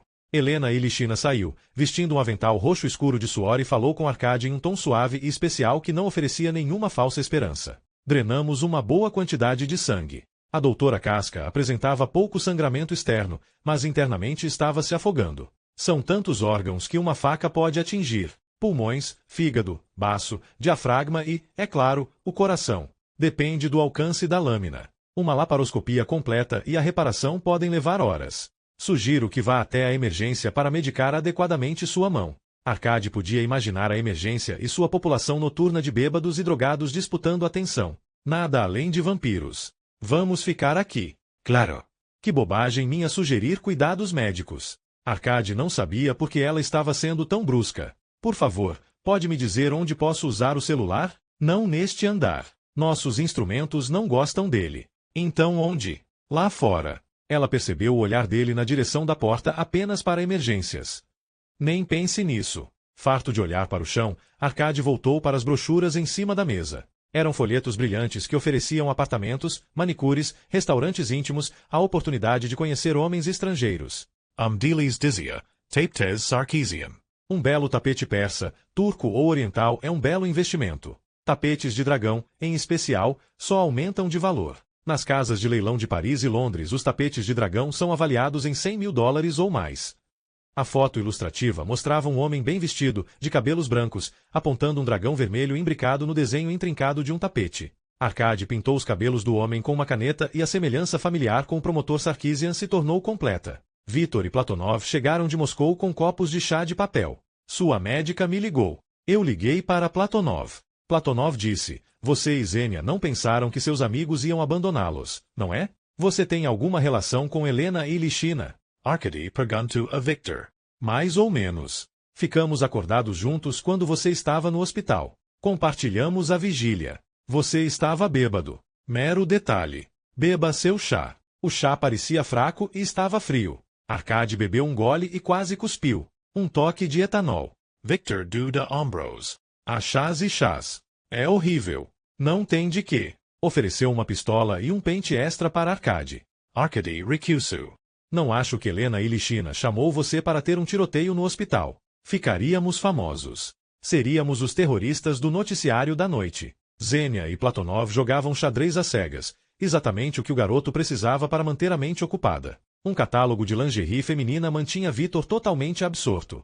Arkady cochilou e sonhou que saía para comprar cigarros. Encontrou uma máquina no porão, perto da lanchonete, que estava fechada, e uma exposição de desenhos de crianças. Havia uma boa quantidade de princesas, patinadores, jogadores de hóquei no gelo e boinas negras. Confundiu-se na volta, se perdeu e tomou o elevador errado para outra área do hospital. Agora, ele estava mais quente, suando, e era o meio do dia. Ouviu o barulho de motores 389 de popa, remos mergulhando, bolhas de peixes e a preguiça de um bote de alumínio à deriva. Mosquitos nasciam de ovos chocados na água, libélulas se alimentavam deles, andorinhas agarravam as libélulas pelas asas e mutucas mordiam Platonov. Ele usava um boné estilo Africa Corpus para proteger o pescoço e a cada 5 minutos tinha um frenesi de tapas que balançava o barco. Sanguessugas. Vai ver que é por isso que essa criatura fica nessas profundezas lamacentas.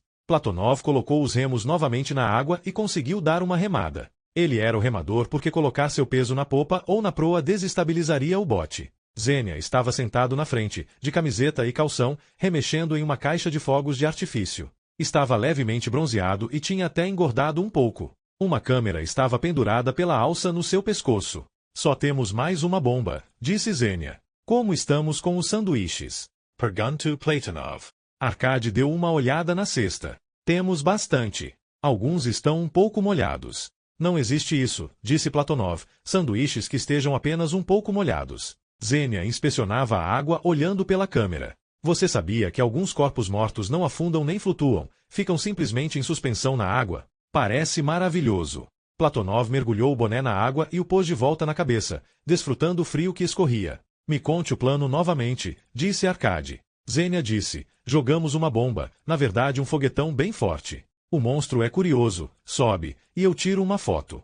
Bom plano. Vai aparecer na capa de todas as revistas científicas, disse Platonov. Uma libélula dardejou pelo bote, desenhando oitos no ar e dando voltas tão perto de Platonov que ele perdeu o equilíbrio. Quando o bote deu um solavanco, ele e Zenia ficaram dentro. Arkady mergulhou na água e afundou. Estava confortável sob a superfície, derivando a sombra do barco, quando uma sombra maior atravessou seu campo de visão. Um esturjão com centenas de anos de idade, com cracas e costelas couraçadas, passou nadando e arrastando um véu branco na mandíbula. O peixe gigante era de um cinza metálico e cada olho era grande como um prato. Arkady seguiu o véu até o fundo escuro do lago, onde encontrou Eva, presa por uma enorme rocha que ele não conseguia mover. Arkady olhou para o bote e viu Zenia jogar algo na água. A bomba.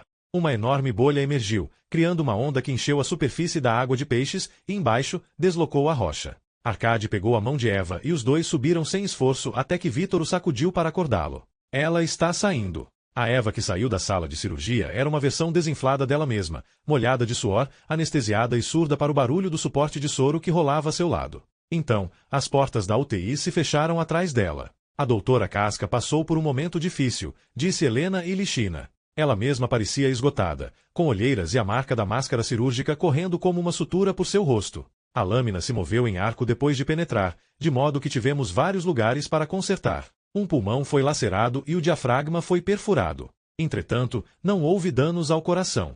Normalmente, eu insistiria em interná-la para observação, mas compreendo a necessidade de voltarem para Moscou e providenciei uma ambulância. Podem arranjar tudo com o motorista. Mas ela está fora de perigo? Perguntou Arkady. Não enquanto estiver com você. Helena Ilishina observou, examinando o lado roxo do rosto dele. Você está cuidando direito do meu delicado trabalho manual? Tomando cuidado quando atravessa a rua? Eu tento. Sabe, devemos denunciar qualquer crime violento para a milícia. Eu gostaria de denunciar um homem que recebeu um milagre e o jogou fora, Helena Ilishina disse, e marchou para fora da UTI, deixando Arkady com a sensação de que sua cabeça estava girando. Vitor disse, nossa necessidade especial? Nossa necessidade é dar o fora desta cidade de merda. Cidades como essa, você pode encontrar em qualquer lugar. Na Rússia, há cidades como Tver por toda parte, como milhares de filhas feias. Não importa o tamanho, são sempre iguais. Os mesmos prédios lúgubres, as mesmas praças vazias, até as mesmas estátuas, porque já nem notamos quanto são feias. O que acham, cavalheiros? Acho que você já bebeu chá suficiente, disse Arkady. Temos de levar Zenia para algum lugar seguro. Platonov de repente tinha virado uma galinha choca. Arkady disse, vá para a saída da ambulância. Arranje alguma coisa com o motorista. Você não vem? Vitor perguntou. Arkady observou a última das enfermeiras deixar a sala de desinfecção. Me dê 5 minutos. Arkady foi até a porta de emergência do 5º andar e subiu por uma escada de metal até o telhado. Viu-se em uma ilha sombria rodeada por pálidos jatos de luz e povoada por dutos de ventilação cobertos de neve. A cobertura espiralada de um respiradouro rodava como um derviche. Ventiladores Zumbium.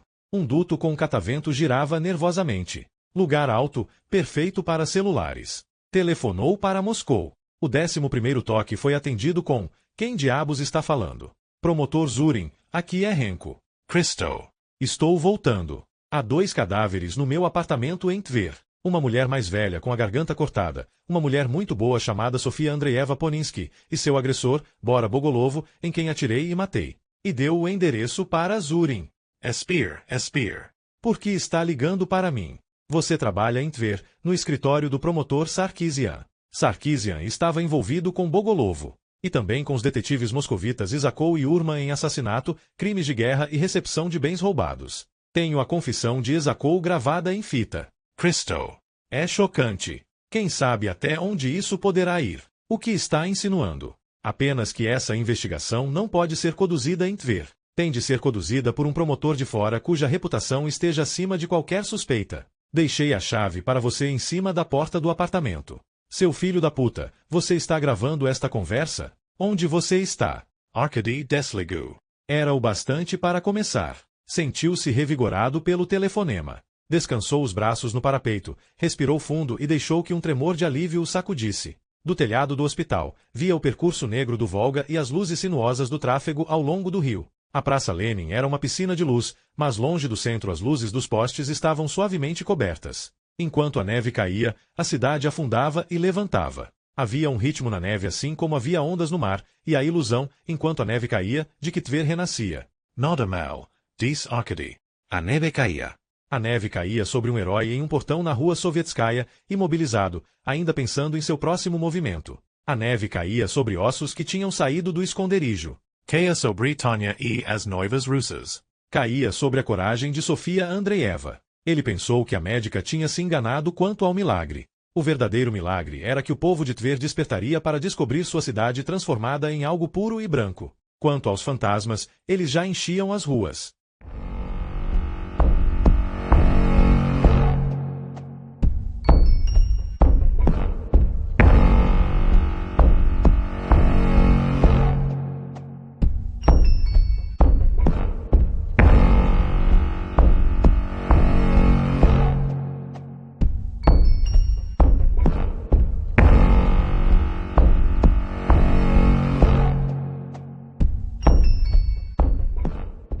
Muito obrigado por ouvir mais um audiolivro aqui nos Sussurros do Imaginário. Se você gostou dessa jornada literária, não se esqueça de curtir o vídeo e deixar seu comentário. Queremos saber o que você achou.